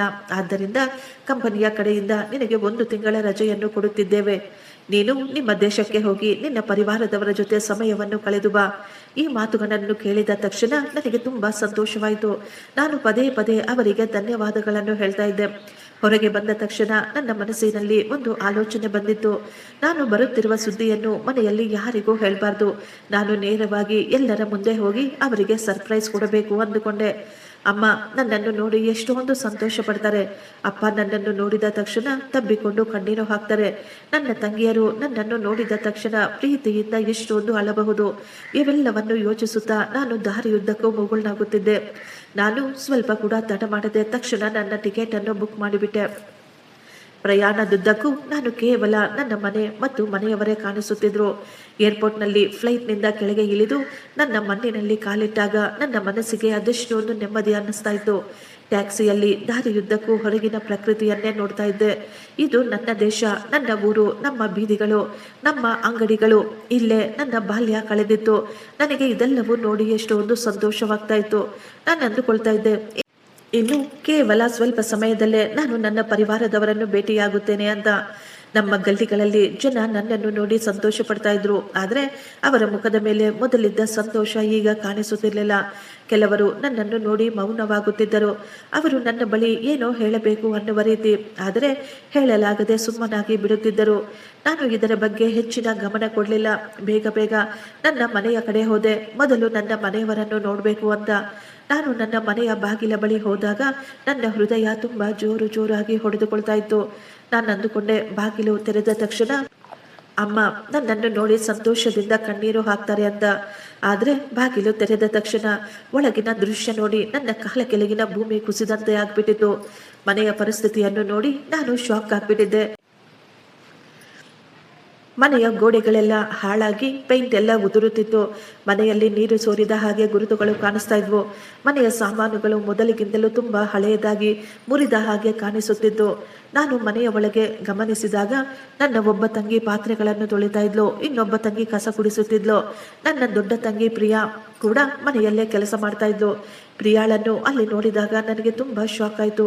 ನಾನು ಅಂದುಕೊಳ್ತಾ ಇದ್ದೆ, ಅವಳಿಗೆ ಮದುವೆಯಾಗಿ ಅವಳು ತನ್ನ ಅತ್ತೆ ಮನೆಗೆ ಹೋಗಿದ್ದಾಳೆ ತಾನೆ, ಅಲ್ಲಿ ತುಂಬ ಸಂತೋಷವಾಗಿದ್ದಾಳೆ ಅಂತ. ಆದರೆ ನನ್ನ ತಂಗಿ ನನ್ನ ಕಣ್ಣ ಮುಂದೆ ನಿಂತುಕೊಂಡಿದ್ಲು. ಅವಳ ಮುಖದ ಮೇಲೆ ಯಾವುದೇ ಸಂತೋಷವಿರಲಿಲ್ಲ. ಅವಳನ್ನು ನೋಡಿದ್ರೆ ಅವಳು ತುಂಬ ವೀಕ್ ಆಗಿ ಇರುವಂತೆ ಅನ್ನಿಸ್ತಾ ಇತ್ತು. ಸ್ವಲ್ಪ ಸಮಯ ಇದೆಲ್ಲವನ್ನು ನೋಡಿ ನನ್ನ ಬಾಯಿಂದ ಮಾತೇ ಬರಲಿಲ್ಲ. ನನ್ನ ಕೈಯಲ್ಲಿದ್ದ ಬ್ಯಾಗು ಕೆಳಗೆ ಜಾರಿ ಬಿದ್ದು ಹೋಯಿತು. ನಾನು ಶಾಕ್ನಿಂದ ಹಾಗೆಯೇ ನಿಂತುಕೊಂಡು ಎಲ್ಲವನ್ನು ನೋಡ್ತಾ ಇದ್ದೆ. ಇಷ್ಟಕ್ಕೂ ಇದೆಲ್ಲ ಏನು ನಡೀತಾ ಇದೆ ಇಲ್ಲಿ ಅಂತ ನಾನು ಬೇಗ ನನ್ನ ಅಪ್ಪ ಅಮ್ಮನ ಬಳಿ ಹೋದೆ. ಅವರಿಬ್ಬರು ನನ್ನನ್ನು ನೋಡಿ ಶಾಕ್ ಆಗಿಬಿಟ್ಟಿದ್ರು. ಅಪ್ಪ ನನ್ನನ್ನು ಸ್ವಲ್ಪ ಸಮಯ ಸೈಲೆಂಟ್ ಆಗಿ ನೋಡುತ್ತಾ ಹಾಗೆಯೇ ಕುಳಿತು ಬಿಟ್ಟಿದ್ರು. ಅಮ್ಮ ನನ್ನನ್ನು ನೋಡಿದ ತಕ್ಷಣ ಜೋರು ಜೋರಾಗಿ ಅಳಲು ಶುರು ಮಾಡಿದ್ಲು. ನಾನು ಇಬ್ಬರ ಕಾಲಿಗೆ ನಮಸ್ಕಾರ ಮಾಡಿದೆ. ಆದರೆ ನನ್ನ ಮನಸ್ಸಿನಲ್ಲಿ ಅದೆಷ್ಟೊಂದು ಪ್ರಶ್ನೆಗಳು ಇದ್ವು ಅಂದರೆ ನಾನು ಗಾಬರಿಯಿಂದ ತಕ್ಷಣ ಕೇಳಿದೆ, ಅಮ್ಮ ಇದೆಲ್ಲ ಏನು? ನಮ್ಮ ಮನೆಯ ಪರಿಸ್ಥಿತಿ ಈ ರೀತಿ ಯಾಕೆ ಇದೆ? ನಾನು ಪ್ರತಿ ತಿಂಗಳು ಎಷ್ಟೊಂದು ದುಡ್ಡು ಕಳಿಸ್ಕೊಡ್ತಾ ಇದ್ದೆ ತಾನೆ, ಆದರೂ ಮನೆಯ ಪರಿಸ್ಥಿತಿ ಈ ರೀತಿ ಯಾಕೆ ಇದೆ? ನನ್ನ ಮಾತನ್ನು ಕೇಳಿದ ತಕ್ಷಣ ಅಮ್ಮನ ಕಣ್ಣುಗಳಿಂದ ನೀರು ಬರಲು ಶುರುವಾಯಿತು. ಆಕೆ ತನ್ನ ಸೆರಗಿನಿಂದ ತನ್ನ ಮುಖವನ್ನು ಮುಚ್ಚಿಕೊಂಡು ಜೋರಾಗಿ ಅಳ್ತಾ ಇದ್ರು. ನನಗರ್ಥವಾಯಿತು, ಏನೋ ತುಂಬಾ ದೊಡ್ಡ ವಿಷಯವಿದೆ, ಇವರು ನನ್ನಿಂದ ಅದನ್ನು ಮುಚ್ಚಿಡುತ್ತಿದ್ದಾರೆ ಅಂತ. ನಾನು ಪದೇ ಪದೇ ಕೇಳಿದೆ, ಅಮ್ಮ ನನಗೆ ಸತ್ಯ ಹೇಳಿ, ಇಷ್ಟಕ್ಕೂ ಏನಾಯಿತು? ಆದರೆ ಅಮ್ಮ ಏನು ಮಾತನಾಡದೆ ಸೈಲೆಂಟ್ ಆಗಿ ಅಳ್ತಾ ಇದ್ರು. ಅವರನ್ನು ನೋಡಿ ನನಗೆ ತುಂಬಾ ಗಾಬರಿ ಆಗ್ತಾ ಇತ್ತು. ನಾನು ನನ್ನ ತಂಗಿ ಪ್ರಿಯಾಳನ್ನು ನೋಡುತ್ತಾ, ಅಮ್ಮ ನೀವು ಹೇಳಿದ್ರಿ ತಾನೆ ಇವಳ ಮದುವೆ ಆಗಿದೆ ಅಂತ, ಮತ್ತೆ ಇವಳು ಇಲ್ಲಿ ಯಾಕೆ ಇದ್ದಾಳೆ? ನನ್ನ ಮಾತು ಕೇಳಿದ ತಕ್ಷಣ ಅಮ್ಮ ಇನ್ನೂ ಜೋರಾಗಿ ಅಳಲು ಶುರು ಮಾಡಿದ್ರು. ಆಕೆ ನಡುಗುವ ಧ್ವನಿಯಲ್ಲೇ ಹೇಳಿದ್ರು, ಮಗ ನನ್ನನ್ನು ಕ್ಷಮಿಸಿಬಿಡು, ನಾವು ನಿನ್ನ ಜೊತೆ ಸುಳ್ಳು ಹೇಳಿದ್ವಿ, ನಿನಗೆ ಟೆನ್ಷನ್ ಕೊಡಬಾರ್ದು ಅಂತ ನಾವು ನಿನಗೆ ಸುಳ್ಳು ಹೇಳುತ್ತಾ ಸತ್ಯವನ್ನು ಮುಚ್ಚಿಡುತ್ತಿದ್ದೆವು. ಅಮ್ಮನ ಮಾತು ಕೇಳಿ ನನಗೆ ತಲೆ ತಿರುಗಿದಂತೆ ಅನ್ನಿಸ್ತಾ ಇತ್ತು. ನನಗೆ ಅರ್ಥನೇ ಆಗಲಿಲ್ಲ, ಇಷ್ಟಕ್ಕೂ ಆ ರೀತಿ ಏನು ನಡೆದಿದೆ, ಇವರು ನನ್ನ ಜೊತೆ ಇಷ್ಟು ದೊಡ್ಡ ಸುಳ್ಳನ್ನು ಯಾಕೆ ಹೇಳಿದ್ದಾರೆ ಅಂತ. ಆಗಲೇ ಅಪ್ಪ ಎದ್ದು ನಿಧಾನವಾಗಿ ನನ್ನ ಬಳಿ ಬಂದು ನನ್ನ ಭುಜದ ಮೇಲೆ ಕೈಯನ್ನು ಇಟ್ಟು, ಮಗ ನಿನಗೆ ಗೊತ್ತಿಲ್ಲ, ನೀನು ಲಂಡನ್ಗೆ ಹೋದ ನಂತರ ನಮ್ಮ ಮನೆಯ ಪರಿಸ್ಥಿತಿಗಳು ಮೊದಲಿಗಿಂತವೂ ತುಂಬಾ ಕಠಿಣವಾಗಿ ಬಿಟ್ವು. ನೀನು ಪ್ರತಿ ತಿಂಗಳು ಎಷ್ಟೋ ಕಷ್ಟಪಟ್ಟು ನಮಗೆ ದುಡ್ಡನ್ನು ಕಳುಹಿಸಿಕೊಡ್ತಾ ಇದ್ದೆ, ಆದರೆ ಆ ದುಡ್ಡಿನಿಂದ ಒಂದೇ ಒಂದು ರೂಪಾಯಿಗೂ ಸಹ ಉಳಿಯುತ್ತಿರಲಿಲ್ಲ. ನೀನು ಹೋದ ನಂತರ ನಮಗೆ ಗೊತ್ತಾಯಿತು, ನಿನ್ನ ಅಮ್ಮನಿಗೆ ತುಂಬಾ ದೊಡ್ಡ ಕಾಯಿಲೆ ಬಂದ್ಬಿಟ್ಟಿದೆ ಅಂತ. ಆಕೆಗೆ ಚಿಕಿತ್ಸೆಯನ್ನು ಕೊಡಿಸಲು ಪ್ರತಿ ತಿಂಗಳು ಎಲ್ಲ ದುಡ್ಡು ಖರ್ಚಾಗಿ ಬಿಡ್ತಾ ಇತ್ತು. ಎಷ್ಟೋ ಬಾರಿ ಅಮ್ಮನ ಚಿಕಿತ್ಸೆಗಾಗಿ ನಾವು ಸಾಲವನ್ನು ಕೂಡ ಮಾಡಬೇಕಾಗ್ತಾ ಇತ್ತು. ನಾವು ನಿನಗೆ ಸತ್ಯವನ್ನು ಹೇಳಲಿಲ್ಲ, ಯಾಕೆಂದ್ರೆ ಒಂದು ವೇಳೆ ನಿನಗೆ ಸತ್ಯ ಗೊತ್ತಾಗಿದ್ದಿದ್ರೆ ನೀನು ನಿನ್ನ ಕೆಲಸವನ್ನು ಬಿಟ್ಟು ತಕ್ಷಣ ಇಲ್ಲಿಗೆ ಬಂದು ಬಿಡ್ತಾ ಇದ್ದೆ. ನಿನ್ನ ಎಲ್ಲ ಕನಸುಗಳು, ನಿನ್ನ ಭವಿಷ್ಯ ಹಾಳಾಗುವುದನ್ನು ನಮ್ಮಿಂದ ನೋಡಲಾಗುವುದಿಲ್ಲ. ಆದ್ದರಿಂದಲೇ ನಾವು ಪ್ರತಿದಿನ ನಿನಗೆ ಸುಳ್ಳು ಹೇಳ್ತಾ ಇದ್ವಿ. ಆದರೆ ಮಗ, ನೀನು ಇಲ್ಲಿಯವರೆಗೂ ಕೇವಲ ಅರ್ಧ ಸತ್ಯವನ್ನು ಮಾತ್ರ ತಿಳಿದುಕೊಂಡಿದ್ದೀಯಾ. ಪೂರ್ತಿ ಸತ್ಯ ಗೊತ್ತಾದರೆ ಬಹುಶಃ ನಿನ್ನಿಂದ ಸಹಿಸಿಕೊಳ್ಳಲು ಸಾಧ್ಯವಿಲ್ಲ. ನೀನು ಹೋದ ನಂತರ ಈ ಮನೆಯಲ್ಲಿ ನಡೆದ ಎಲ್ಲವನ್ನು ಕೇಳಿ ನಿನ್ನನ್ನು ನೀನು ಸಂಭಾಳಿಸಿಕೊಳ್ಳಲು ಕೂಡ ಸಾಧ್ಯವಿಲ್ಲ. ಅಪ್ಪನ ಮಾತು ಕೇಳಿ ನನ್ನ ಹೃದಯ ಜೋರು ಜೋರಾಗಿ ಹೊಡೆದುಕೊಳ್ಳಲು ಶುರುವಾಯಿತು. ನನಗನ್ನಿಸ್ತಾ ಇತ್ತು, ನಾನು ಎಲ್ಲೋ ಮರಳುಗಾಡಿನಲ್ಲಿ ಒಬ್ಬನೇ ನಿಂತುಕೊಂಡಿದ್ದೀನಿ ಅನ್ನುವ ರೀತಿ. ನನಗೆ ಈಗ ತುಂಬ ಭಯ ಕೂಡ ಆಗ್ತಾ ಇತ್ತು. ಇಷ್ಟಕ್ಕೂ ಆ ಸತ್ಯ ಏನು, ಅದನ್ನು ಕೇಳಿ ನನ್ನ ಪೂರ್ತಿ ಪ್ರಪಂಚವೇ ಹೇಗೆ ಬದಲಾಗಬಹುದು ಅಂತ ನನಗೆ ಗೊತ್ತಿಲ್ಲ. ಅಪ್ಪನ ಕಣ್ಣುಗಳಿಂದ ಸತತವಾಗಿ ಕಣ್ಣೀರು ಬರ್ತಾ ಇತ್ತು. ಅಪ್ಪ ನಡುಗುವ ಧ್ವನಿಯಲ್ಲೇ ಹೇಳಿದ್ರು, ಮಗ ನಿನ್ನ ಅಮ್ಮನ 2 ಕಿಡ್ನಿಗಳು ಹಾಳಾಗಿದ್ದಾವೆ. ಕಳೆದ ಕೆಲವು ತಿಂಗಳಿಂದ ಪ್ರತಿ ತಿಂಗಳು ನಿನ್ನ ಅಮ್ಮನಿಗೆ ಡಯಾಲಿಸಿಸ್ ಮಾಡಲಾಗ್ತಾ ಇದೆ. ಪ್ರತಿದಿನ ಸಮಯಕ್ಕೆ ಸರಿಯಾಗಿ ಚಿಕಿತ್ಸೆ ತೆಗೆದುಕೊಳ್ಳಬೇಕು, ಆಗ ಮಾತ್ರ ಅವರ ಜೀವ ಉಳಿಸಲು ಸಾಧ್ಯ ಅಂತ ಡಾಕ್ಟರ್ ಹೇಳ್ಬಿಟ್ಟಿದ್ದಾರೆ. ನಿನ್ನ ಅಮ್ಮನಿಗೆ ಉಸಿರಾಡಲು ಕೂಡ ತುಂಬಾ ಕಷ್ಟವಾಗ್ತಾ ಇದೆ. ಎಷ್ಟೋ ಬಾರಿ ಆಕೆ ನೋವಿನಿಂದ ರಾತ್ರಿ ಎಲ್ಲ ಮಲಗುವುದಿಲ್ಲ. ಆದರೆ ಬೆಳಿಗ್ಗೆ ಆದ ತಕ್ಷಣ ನಿನ್ನ ಜೊತೆ ಫೋನಿನಲ್ಲಿ ನಗು ನಗುತ್ತಾ ಮಾತನಾಡ್ತಾ ಇದ್ಲು. ನಿನಗೆ ಯಾವತ್ತೂ ಇದೆಲ್ಲ ಗೊತ್ತಾಗಬಾರ್ದು ಅಂತ. ನೀನು ಎಷ್ಟೋ ಕಷ್ಟಪಟ್ಟು ಕಳುಹಿಸಿಕೊಟ್ಟ ದುಡ್ಡು ಎಲ್ಲವೂ ನಿನ್ನ ಅಮ್ಮನ ಚಿಕಿತ್ಸೆಗಾಗಿಯೇ ಖರ್ಚಾಗಿ ಬಿಡ್ತಾ ಇತ್ತು. ಆಸ್ಪತ್ರೆಗೆ ಹೋಗಿ ಬರುವುದು, ಡಯಾಲಿಸಿಸ್, ಔಷಧಿಗಳು, ಡಾಕ್ಟರ್ ಫೀಸ್ ಎಲ್ಲದಕ್ಕೂ ತುಂಬ ದುಡ್ಡು ಖರ್ಚಾಗ್ತಾ ಇತ್ತು. ಎಷ್ಟೋ ಬಾರಿ ನೀನು ಕಳುಹಿಸುವ ದುಡ್ಡು ಸಹ ಸಾಕಾಗದೆ ನಾನು ಬೇರೆಯವರ ಬಳಿ ಸಾಲವನ್ನು ಸಹ ಪಡೆದುಕೊಳ್ಳಬೇಕಾಗಿ ಬರ್ತಾ ಇತ್ತು. ಆದರೆ ನಾವು ನಿನಗೆ ಯಾವತ್ತೂ ಸತ್ಯ ಹೇಳಲಿಲ್ಲ, ಯಾಕೆಂದರೆ ನಮಗೆ ಚೆನ್ನಾಗಿ ಗೊತ್ತು, ನಿನಗೆ ಸತ್ಯ ಗೊತ್ತಾದರೆ ಅದೇ ದಿನ ಎಲ್ಲವನ್ನು ಬಿಟ್ಟು ವಾಪಸ್ ಬಂದ್ಬಿಡ್ತೀಯಾ ಅಂತ. ಆ ರೀತಿ ಏನಾದರೂ ಆದರೆ ನಿನ್ನ ಕೆಲಸ ಹೊರಟು ಹೋಗ್ತಾ ಇತ್ತು. ನಿನ್ನ ಅಮ್ಮನ ಚಿಕಿತ್ಸೆ ಕೂಡ ನಿಂತು ಹೋಗ್ತಾ ಇತ್ತು. ನಿನ್ನ ಅಕ್ಕ ತಂಗಿಯರ ಭವಿಷ್ಯ ಕೂಡ ಅಲ್ಲಿಗೆ ಮುಗಿದು ಹೋಗ್ತಾ ಇತ್ತು. ಆದ್ದರಿಂದಲೇ ನಾವು ನಿನಗೆ ಸತ್ಯವನ್ನು ಹೇಳಲಿಲ್ಲ. ಎಲ್ಲ ದುಃಖವನ್ನು ನಮ್ಮ ಮನಸ್ಸಿನಲ್ಲಿಯೇ ಅಡಗಿಸಿ ಇಟ್ಟುಕೊಂಡಿದ್ದೆವು. ಅವರ ಮಾತುಗಳನ್ನು ಕೇಳಿ ನನಗನ್ನಿಸ್ತಾ ಇತ್ತು ನನ್ನ ಕಾಲ ಕೆಳಗಿನ ಭೂಮಿ ಕುಸಿದು ಹೋಗ್ತಾ ಇದೆ ಎಂದು. ನನ್ನ ಕಣ್ಣ ಮುಂದೆ ಕತ್ತಲು ಆವರಿಸುತ್ತಿತ್ತು. ನಾನು ಅಲ್ಲೇ ನೆಲದ ಮೇಲೆ ಕುಳಿತುಕೊಂಡೆ. ನನ್ನ ಕಣ್ಣುಗಳಿಂದ ಸತತವಾಗಿ ಕಣ್ಣೀರು ಬರ್ತಾ ಇತ್ತು. ನನ್ನನ್ನು ನಾನು ಈಗ ಕ್ಷಮಿಸಿಕೊಳ್ಳಲಾಗಲಿಲ್ಲ. ಅಷ್ಟೊಂದು ದೂರದಲ್ಲಿ ಕುಳಿತುಕೊಂಡು ನಾನು ಅಂದುಕೊಳ್ತಾ ಇದ್ದೆ, ನನ್ನ ಮನೆಯಲ್ಲಿ ಎಲ್ಲವೂ ಚೆನ್ನಾಗಿದೆ, ಎಲ್ಲರೂ ತುಂಬಾ ಸಂತೋಷವಾಗಿದ್ದಾರೆ ಅಂತ, ಎಲ್ಲವೂ ತುಂಬಾ ಚೆನ್ನಾಗಿ ನಡೆಯುತ್ತಿದೆ ಅಂತ. ಆದರೆ ನನ್ನ ಪರಿವಾರ ಇಷ್ಟೊಂದು ದುಃಖದಲ್ಲಿ ಒದ್ದಾಡ್ತಾ ಇದ್ರು. ನನಗೆ ಇದರ ಬಗ್ಗೆ ಒಂದೇ ಒಂದು ಸುಳಿವು ಕೂಡ ಸಿಗಲಿಲ್ಲ. ನಾನು ತಕ್ಷಣ ಎದ್ದು ನನ್ನ ಅಮ್ಮನ ಬಳಿ ಓಡಿ ಹೋದೆ. ಆಕೆ ಚಾಪೆಯ ಮೇಲೆ ಕುಳಿತುಕೊಂಡಿದ್ರು. ಅವರ ಮುಖದ ಮೇಲೆ ಮೊದಲಿಗಿಂತಲೂ ತುಂಬಾ ಸುಸ್ತು, ವೀಕ್ನೆಸ್ ಕಾಣಿಸ್ತಾ ಇತ್ತು. ಅಮ್ಮ ತುಂಬಾ ಸಣ್ಣಗಾಗಿ ಬಿಟ್ಟಿದ್ರು. ಅವರನ್ನು ನೋಡಿ ನನ್ನ ಹೃದಯ ಒಡೆದ ಹಾಗೆ ಆಗುತ್ತಿತ್ತು. ನಾನು ಅಮ್ಮನ ಕಾಲ ಬಳಿ ಕುಳಿತುಕೊಂಡು ಅವರ ಕೈಯನ್ನು ಹಿಡಿದುಕೊಂಡು ಅಳುತ್ತಾ ಹೇಳಿದೆ, ಅಮ್ಮ, ಇದೆಲ್ಲ ಏನು, ಹೇಗೆ ನಡೆದು ಹೋಯಿತು? ನೀನು ನನಗೆ ಯಾಕೆ ಒಂದೇ ಒಂದು ಬಾರಿ ಕೂಡ ಹೇಳಲಿಲ್ಲ? ನಾನು ನಿನ್ನ ಮಗ. ಈ ವಿಷಯ ನನಗೆ ಮೊದಲೇ ಗೊತ್ತಿದ್ದಿದ್ರೆ ನಾನು ಏನೋ ಒಂದು ಖಂಡಿತ ಮಾಡ್ತಾ ಇದ್ದೆ. ಅಮ್ಮ ನಡುಗುತ್ತಿರುವ ಕೈಗಳನ್ನು ನನ್ನ ತಲೆಯ ಮೇಲೆ ಇಟ್ಟು ನಿಧಾನವಾಗಿ ನಗುತ್ತಾ ಹೇಳಿದ್ರು, ಮಗ, ನಾನು ನಿನಗೆ ಏನು ಅಂತ ಹೇಳಲಿ? ನನಗೆ ಚೆನ್ನಾಗಿ ಗೊತ್ತು. ಒಂದು ವೇಳೆ ನಿನಗೆ ಇದೆಲ್ಲ ಗೊತ್ತಾದ್ರೆ ನೀನು ಅದೇ ಕ್ಷಣ ಎಲ್ಲವನ್ನು ಬಿಟ್ಟು ಬಂದ್ಬಿಡ್ತಾ ಇದ್ದೆ. ನಿನ್ನ ಎಲ್ಲ ಕನಸುಗಳನ್ನು ನೀನು ಬಿಟ್ಟು ಬರ್ತಾ ಇದ್ದೆ. ಆಗ ನನ್ನ ಚಿಕಿತ್ಸೆ ಕೂಡ ನಿಂತು ಹೋಗ್ತಾ ಇತ್ತು. ನಿನ್ನ ತಂಗಿಯರ ಜೀವನ ಕೂಡ ಹಾಳಾಗ್ತಾ ಇತ್ತು. ಆದ್ದರಿಂದಲೇ ನಾನು ಅಂದುಕೊಳ್ತಾ ಇದ್ದೆ, ಬದುಕಿರುವವರೆಗೂ ಎಲ್ಲವನ್ನು ಸೈಲೆಂಟ್ ಆಗಿ ಸಹಿಸಿಕೊಳ್ಳೋಣ. ಆದರೆ ಯಾವುದೇ ಕಾರಣಕ್ಕೂ ನಿನಗೆ ಮಾತ್ರ ತೊಂದರೆ ಕೊಡಬಾರ್ದು ಅಂತ ನಾನು ಅಂದುಕೊಂಡೆ ಮಗ. ಅಮ್ಮನ ಮಾತು ಕೇಳಿ ನಾನು ಇನ್ನೂ ಜೋರಾಗಿ ಅಳಲು ಶುರು ಮಾಡಿದೆ. ನನಗನ್ನಿಸ್ತಾ ಇತ್ತು, ಈ ಪ್ರಪಂಚದ ಎಲ್ಲ ಆಸ್ತಿಗಿಂತಲೂ ತುಂಬ ದೊಡ್ಡ ಆಸ್ತಿ ನನ್ನ ಅಮ್ಮ ಎಂದು. ನಾನು ಅವರ ದುಃಖವನ್ನು ಅರ್ಥ ಮಾಡಿಕೊಳ್ಳಲಿಲ್ಲ. ನಾನು ಅಮ್ಮನನ್ನು ತಬ್ಬಿಕೊಂಡು ತುಂಬ ಸಮಯ ಆಳ್ತಾ ಇದ್ದೆ. ನಂತರ ನಾನು ನನ್ನ ಕಣ್ಣೀರನ್ನು ಒರೆಸಿಕೊಂಡು ನನ್ನ ತಂಗಿಯರ ಬಳಿ ಹೋಗಿ ಅವರನ್ನು ನೋಡಿದೆ. ಅವರ ಮುಖದ ಮೇಲೆ ಚಿಂತೆ ಎದ್ದು ಕಾಣಿಸ್ತಾ ಇತ್ತು. ಆದರೆ ನನ್ನನ್ನು ನೋಡಿದ ತಕ್ಷಣ ಆ ಮೂವರು ನಗಲು ಪ್ರಯತ್ನ ಪಡ್ತಾ ಇದ್ರು. ನಾನು ನನ್ನ ಮೂವರು ತಂಗಿಯರ ಕೈಗಳನ್ನು ಹಿಡಿದುಕೊಂಡು ಹೇಳಿದೆ, ನೀವು ಸ್ವಲ್ಪ ಕೂಡ ಚಿಂತೆ ಮಾಡಬೇಡಿ. ಈಗ ನಿಮ್ಮ ಅಣ್ಣ ವಾಪಸ್ ಬಂದು ಬಿಟ್ಟಿದ್ದಾನೆ. ಇನ್ನು ಮುಂದೆ ಇಲ್ಲಿ ಯಾರು ಅಳುವ ಅವಶ್ಯಕತೆ ಇಲ್ಲ. ಇನ್ನು ಮುಂದೆ ಎಲ್ಲವೂ ಸರಿ ಹೋಗುತ್ತದೆ. ನಾನು ಅಮ್ಮನಿಗೆ ಒಳ್ಳೆಯ ಚಿಕಿತ್ಸೆಯನ್ನು ಕೂಡ ಕೊಡಿಸುತ್ತೇನೆ. ನಿಮ್ಮ ಮೂವರ ಜೀವನವನ್ನು ಕೂಡ ಸರಿ ಮಾಡ್ತೀನಿ. ಈ ಮನೆಯಲ್ಲಿ ಮತ್ತೆ ಸಂತೋಷವನ್ನು ವಾಪಸ್ ತರುತ್ತೇನೆ. ನನ್ನ ಮಾತು ಕೇಳಿ ನನ್ನ ಮೂವರು ತಂಗಿಯರ ಕಣ್ಣುಗಳಲ್ಲಿ ನೀರು ಬರಲಾರಂಭಿಸಿತು. ಆದರೆ ಈ ಬಾರಿ ಆ ಕಣ್ಣೀರಿನಲ್ಲಿ ಒಂದು ಸಂತೋಷ ಕೂಡ ಕಾಣಿಸ್ತಾ ಇತ್ತು. ನಾನು ಆ ದಿನವೇ ತೀರ್ಮಾನ ಮಾಡಿಕೊಂಡೆ, ಇನ್ನು ಮುಂದೆ ನಾನು ಕೇವಲ ಕೆಲಸದ ಆಧಾರ ಮೇಲೆ ಮಾತ್ರ ಇರೋದಿಲ್ಲ. ನಾನು ಒಂದು ದಾರಿಯನ್ನು ಹುಡುಕಲೇಬೇಕು. ಅದರಲ್ಲಿ ನನ್ನ ಪೂರ್ತಿ ಪರಿವಾರ ಒಟ್ಟಿಗೆ ಸೇರಿ ಕೆಲಸ ಮಾಡಬೇಕು. ನಮಗೆ ದುಡ್ಡು ಕೂಡ ಹೆಚ್ಚಾಗಿ ಬರಬೇಕು ಅಂತ. ನಾನು ಲಂಡನ್ನಿಂದ ವಾಪಸ್ ಬರುವಾಗ ನನ್ನ ಜೊತೆ ಸ್ವಲ್ಪ ಸೇವಿಂಗ್ಸ್ ಅನ್ನು ಸಹ ತೆಗೆದುಕೊಂಡು ಬಂದಿದ್ದೆ. ಮೊದಲು ನಾನು ಅಂದುಕೊಂಡೆ ಈ ದುಡ್ಡಿನಿಂದ ಮನೆಯನ್ನು ಸರಿ ಮಾಡಿಸಿಕೊಳ್ಬೇಕು ಅಂತ. ಆದರೆ ನನಗೆ ಈಗ ಅರ್ಥವಾಗಿ ಬಿಟ್ಟಿತ್ತು, ಮನೆಯನ್ನು ಸರಿ ಮಾಡಿಕೊಳ್ಳುವುದಕ್ಕಿಂತ ಮುಖ್ಯ ದುಡ್ಡನ್ನು ಸಂಪಾದನೆ ಮಾಡುವುದು ಅಂತ. ದುಡ್ಡು ಸಂಪಾದಿಸಲು ಯಾವುದಾದರೂ ದಾರಿಯನ್ನು ಹುಡುಕಲೇಬೇಕು ಅಂತ ನಾನು ತೀರ್ಮಾನ ಮಾಡಿಕೊಂಡೆ. ನಾನು ಆ ಪೂರ್ತಿ ಊರಿನಲ್ಲಿ ಹಲವಾರು ಕಡೆ ಹೋಗಿ ನೋಡಿದೆ. ತುಂಬ ಜನರ ಜೊತೆ ಮಾತನಾಡಿದೆ. ಆಗಲೇ ನನಗೆ ಗೊತ್ತಾಯಿತು, ಸುತ್ತಮುತ್ತಲೂ ಎಲ್ಲೂ ಒಳ್ಳೆಯ ಪಾರಂಪರಿಕ ತಿನಿಸುಗಳನ್ನು ಯಾರೂ ಮಾಡುವುದಿಲ್ಲ ಅಂತ. ನಂತರ ಮನೆಯ ಹತ್ತಿರದಲ್ಲೇ ಒಂದು ಸಣ್ಣ ಅಂಗಡಿಯನ್ನು ಬಾಡಿಗೆಗೆ ಪಡೆದುಕೊಂಡೆ. ನನಗೆ ಚೆನ್ನಾಗಿ ನೆನಪಿದೆ, ನನ್ನ ಸಣ್ಣ ವಯಸ್ಸಿನಿಂದಲೂ ನನ್ನ ಅಮ್ಮ ಮತ್ತು ತಂಗಿಯರು ತುಂಬ ಸ್ವಾದಿಷ್ಟವಾದ ಅಡುಗೆಯನ್ನು ತಯಾರಿಸುತ್ತಾರೆ. ಅವರು ತಯಾರಿಸಿದ ಊಟವನ್ನು ತಿಂದವರು ಅವರನ್ನು ಖಂಡಿತ ಹೊಗಳುತ್ತಿದ್ದರು. ಆದರೆ ನನ್ನ ಮನಸ್ಸಿನಲ್ಲಿ ಒಂದು ಹೊಸ ಆಲೋಚನೆ ಬಂದಿತ್ತು. ನಾನು ಎಲ್ಲರನ್ನೂ ಒಟ್ಟುಗೂಡಿಸಿ ಹೇಳಿದೆ, ನಾವುಗಳು ಸಿಹಿ ತಿಂಡಿ ಮತ್ತು ತಿಂಡಿಯ ಸಣ್ಣ ಅಂಗಡಿಯನ್ನು ಓಪನ್ ಯಾಕೆ ಮಾಡಬಾರ್ದು ಅಂತ. ನಾವೆಲ್ಲರೂ ಒಟ್ಟಿಗೆ ಸೇರಿ ಕಷ್ಟಪಡೋಣ. ಆ ದೇವರ ದಯೆ ಇದ್ರೆ ನಮ್ಮ ಈ ಸಣ್ಣ ಅಂಗಡಿ ಮುಂದೆ ನಮ್ಮ ಜೀವನವನ್ನು ಖಂಡಿತ ಬದಲಾಯಿಸುತ್ತದೆ. ಮೊದಲು ಈ ಮಾತು ಕೇಳಿ ಎಲ್ಲರಿಗೂ ಸ್ವಲ್ಪ ಭಯವಾಗಿತ್ತು. ಆದರೆ ನಾನು ಅವರಿಗೆ ಧೈರ್ಯವನ್ನು ಕೊಟ್ಟು ಹೇಳಿದೆ, ನಾವು ಕಷ್ಟಪಟ್ಟರೆ ಆ ದೇವರು ಖಂಡಿತ ನಮಗೆ ಸಹಾಯ ಮಾಡೇ ಮಾಡ್ತಾರೆ ಅಂತ. ಮಾರನೆಯ ದಿನ ನಾನು ಅಂಗಡಿಯನ್ನು ಕ್ಲೀನ್ ಮಾಡಿಸಿದೆ. ಅದನ್ನು ಸ್ವಲ್ಪ ಅಲಂಕಾರ ಕೂಡ ಮಾಡಿದೆ. ಮಾರ್ಕೆಟ್ನಿಂದ ಹೋಲ್ಸೇಲ್ನಲ್ಲಿ ಸಾಮಾನುಗಳನ್ನು ಕೊಂಡುಕೊಂಡು ಬಂದೆ. ಸ್ವೀಟ್ಗಳನ್ನು ತಯಾರು ಮಾಡಲು ಬೇಕಾದ ಸಾಮಾನುಗಳನ್ನು ಸಹ ಕೊಂಡುಕೊಂಡು ಬಂದೆ. ನನ್ನ ತಂಗಿಯರು ತುಂಬ ಆತ್ಮವಿಶ್ವಾಸದಿಂದ ಕೆಲಸವನ್ನು ಶುರು ಮಾಡಿದ್ರು. ನಮ್ಮ ಅಂಗಡಿಯಲ್ಲಿ ಪಾರಂಪರಿಕವಾದ ಎಲ್ಲ ಸಿಹಿ ತಿಂಡಿಗಳನ್ನು, ಸಮೋಸ, ಜಿಲೇಬಿಗಳು ಎಲ್ಲವನ್ನೂ ಮಾಡಲು ಆರಂಭಿಸಿದವು. ನಾನು ಪ್ರತಿದಿನ ಬೆಳಿಗ್ಗೆ ಬೇಗ ಎದ್ದು ಅಂಗಡಿಯನ್ನು ಓಪನ್ ಮಾಡ್ತಾ ಇದ್ದೆ. ಗ್ರಾಹಕರನ್ನು ಸಂಭಾಳಿಸುತ್ತಿದ್ದೆ. ಮಾರ್ಕೆಟ್ಗೆ ಹೋಗಿ ಎಲ್ಲ ಸಾಮಾನುಗಳನ್ನು ತೆಗೆದುಕೊಂಡು ಬರ್ತಾ ಇದ್ದೆ. ರಾತ್ರಿಯವರೆಗೂ ತುಂಬ ಕಷ್ಟಪಟ್ಟು ಕೆಲಸ ಮಾಡ್ತಾ ಇದ್ದೆ. ಈಗ ಅಮ್ಮನ ಆರೋಗ್ಯ ಸ್ವಲ್ಪ ಕೂಡ ಚೆನ್ನಾಗಿರ್ಲಿಲ್ಲ. ಆದರೂ ಆಕೆ ಅಲ್ಲೇ ಒಂದು ಚೇರಿನ ಮೇಲೆ ಕುಳಿತುಕೊಂಡು ನಮ್ಮನ್ನು ನೋಡುತ್ತಿದ್ದರು.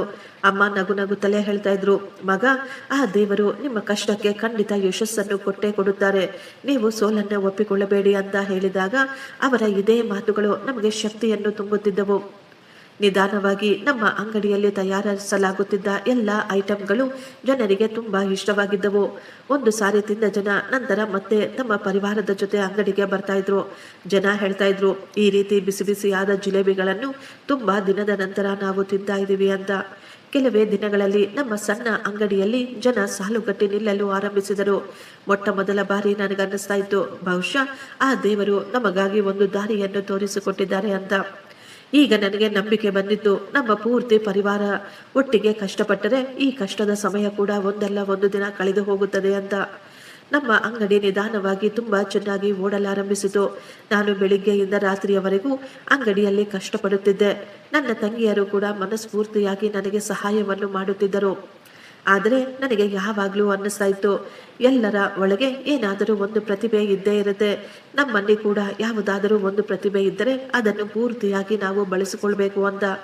ಆಗಲೇ ನಾನು ಯೋಚಿಸುತ್ತಿರಬೇಕಾದ್ರೆ ನನಗೆ ಅರ್ಥವಾಯಿತು, ನನ್ನ ದೊಡ್ಡ ಅಕ್ಕ ಪ್ರೀತಿಗೆ ಹೊಲಿಗೆ ಅಂದರೆ ತುಂಬ ಇಷ್ಟ. ಮೊದಲು ಅವಳು ಎಷ್ಟೊಂದು ಸುಂದರವಾದ ಬಟ್ಟೆಗಳನ್ನು ಹೊಲಿಯುತ್ತಿದ್ಲು. ಅವಳು ಹೊಲಿಯುತ್ತಿದ್ದ ಬಟ್ಟೆಗಳನ್ನು ಎಲ್ಲರೂ ತುಂಬ ಮೆಚ್ಚಿಕೊಳ್ತಾ ಇದ್ರು. ನಾನು ಅವರಿಗೆ ಹೇಳಿದೆ, ಪ್ರಿಯಾ, ನೀನು ಮತ್ತೆ ನಿನಗಿಷ್ಟವಾದ ಹೊಲಿಗೆ ಕೆಲಸವನ್ನು ಯಾಕೆ ಶುರು ಮಾಡಬಾರ್ದು ಅಂತ. ಪ್ರಿಯಾ ಮೊದಲು ಸ್ವಲ್ಪ ಗಾಬರಿ ಪಟ್ಕೊಂಡು ಹೇಳಿದ್ಲು, ಅಣ್ಣ, ಈಗ ಎಷ್ಟೊಂದು ದೊಡ್ಡ ದೊಡ್ಡ ಬೊಟಿಕ್ಸ್ ಅಂಗಡಿಗಳು ಎಲ್ಲವೂ ಓಪನ್ ಆಗಿರ್ಬೇಕಾದ್ರೆ ಜನ ನಮ್ಮಂತಹ ಚಿಕ್ಕ ಮನೆಗಳಲ್ಲಿ ಇರುವವರ ಬಳಿ ಯಾಕೆ ಬಟ್ಟೆಗಳನ್ನು ಹೊಲಿಸಲು ಕೊಡುತ್ತಾರೆ ಹೇಳು. ನಾನು ಮುಗುಳ್ನಗುತ್ತಾ ಹೇಳಿದೆ, ನಿನ್ನ ಕೆಲಸ ಚೆನ್ನಾಗಿದ್ರೆ ಜನ ನಿನ್ನನ್ನು ತಪ್ಪದೆ ಹುಡುಕಿಕೊಂಡು ಬಂದೇ ಬರ್ತಾರೆ. ನಾವು ಕೇವಲ ಕಷ್ಟಪಡಬೇಕು ಅಷ್ಟೇ. ಉಳಿದ ಎಲ್ಲವನ್ನು ಆ ದೇವರ ಮೇಲೆ ಬಿಟ್ಟುಬಿಡಿ ಅಂತ ಹೇಳಿದಾಗ ನನ್ನ ಮಾತು ಕೇಳಿ ಅವಳು ಎಷ್ಟೋ ಧೈರ್ಯ ಮಾಡಿಕೊಂಡು ಮನೆಯ ಒಂದು ಮೂಲೆಯಲ್ಲಿ ಹೊಲಿಗೆ ಯಂತ್ರವನ್ನು ಸ್ವಚ್ಛ ಮಾಡಿ ಇಟ್ಟುಕೊಂಡಳು. ಮೊದಲು ಯಾರು ಗ್ರಾಹಕರೇ ಬರ್ತಾ ಇರಲಿಲ್ಲ. ಎಷ್ಟೋ ಬಾರಿ ನಾನು ಗಮನಿಸುತ್ತಿದ್ದೆ, ಪ್ರಿಯಾ ಎಷ್ಟೋ ಬಾರಿ ಮಿಷನ್ ಮುಂದೆ ಕುಳಿತು ಬೇಸರವಾಗಿ ಎದ್ದು ಬೇರೆ ಕೆಲಸ ಮಾಡಿಕೊಳ್ತಾ ಇದ್ಲು. ಆದರೆ ಅವಳು ಕೂಡ ಯಾವತ್ತೂ ಸೋಲು ಒಪ್ಪಿಕೊಳ್ಳಲಿಲ್ಲ. ಒಂದು ದಿನ ನಮ್ಮ ಪಕ್ಕದ ಮನೆಯ ಆಂಟಿ ನಮ್ಮ ಮನೆಗೆ ಬಂದರು. ಅವರು ನನ್ನ ತಂಗಿಯ ಬಳಿ ಕೇಳ್ತಾ ಇದ್ರು, ಪ್ರಿಯಾ, ತುಂಬಾ ಅರ್ಜೆಂಟ್ ಇದೆ, ನನಗಾಗಿ ಒಂದು ಚೂಡಿದಾರನ್ನು ಹೊಲ್ಕೊಡ್ತೀಯಾ? ಹೊರಗೆ ಮಾರ್ಕೆಟ್ನಲ್ಲಿ ತುಂಬಾ ಹೆಚ್ಚಾಗಿ ರೇಟು ಹೇಳ್ತಾ ಇದ್ದಾರೆ. ಅವಳು ಎಷ್ಟೋ ನಿಷ್ಠೆಯಿಂದ ಅವರ ಬಟ್ಟೆಗಳನ್ನು ರೆಡಿ ಮಾಡಿದ್ಲು. ಆಂಟಿ ಮಾರನೆಯ ದಿನ ಬಟ್ಟೆಗಳನ್ನು ತೆಗೆದುಕೊಳ್ಳಲು ಬಂದಾಗ ಅವರು ಅದನ್ನು ಹಾಕಿಕೊಂಡು ನೋಡಿ ತುಂಬಾ ಸಂತೋಷಪಟ್ರು.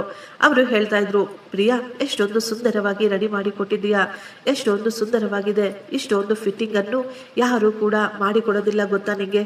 ನನ್ನ ಮನಸ್ಸಿನಲ್ಲಿ ಹೇಗಿತ್ತು ಅದೇ ರೀತಿ ನೀನು ರೆಡಿ ಮಾಡಿ ಕೊಟ್ಟಿದೀಯಾ ಅಂತ ಹೇಳುತ್ತಾ ಅವರಿಗೆ ಗೊತ್ತಿರುವ ಅಕ್ಕಪಕ್ಕದವರಿಗೆ, ಸಂಬಂಧಿಕರಿಗೆ ಎಲ್ಲಿ ಹೋದ್ರು ಅಲ್ಲೆಲ್ಲ ಅಕ್ಕನ ಬಗ್ಗೆ ಹೆಮ್ಮೆಯಿಂದ ಹೇಳ್ಕೊಳ್ತಾ ಇದ್ರು.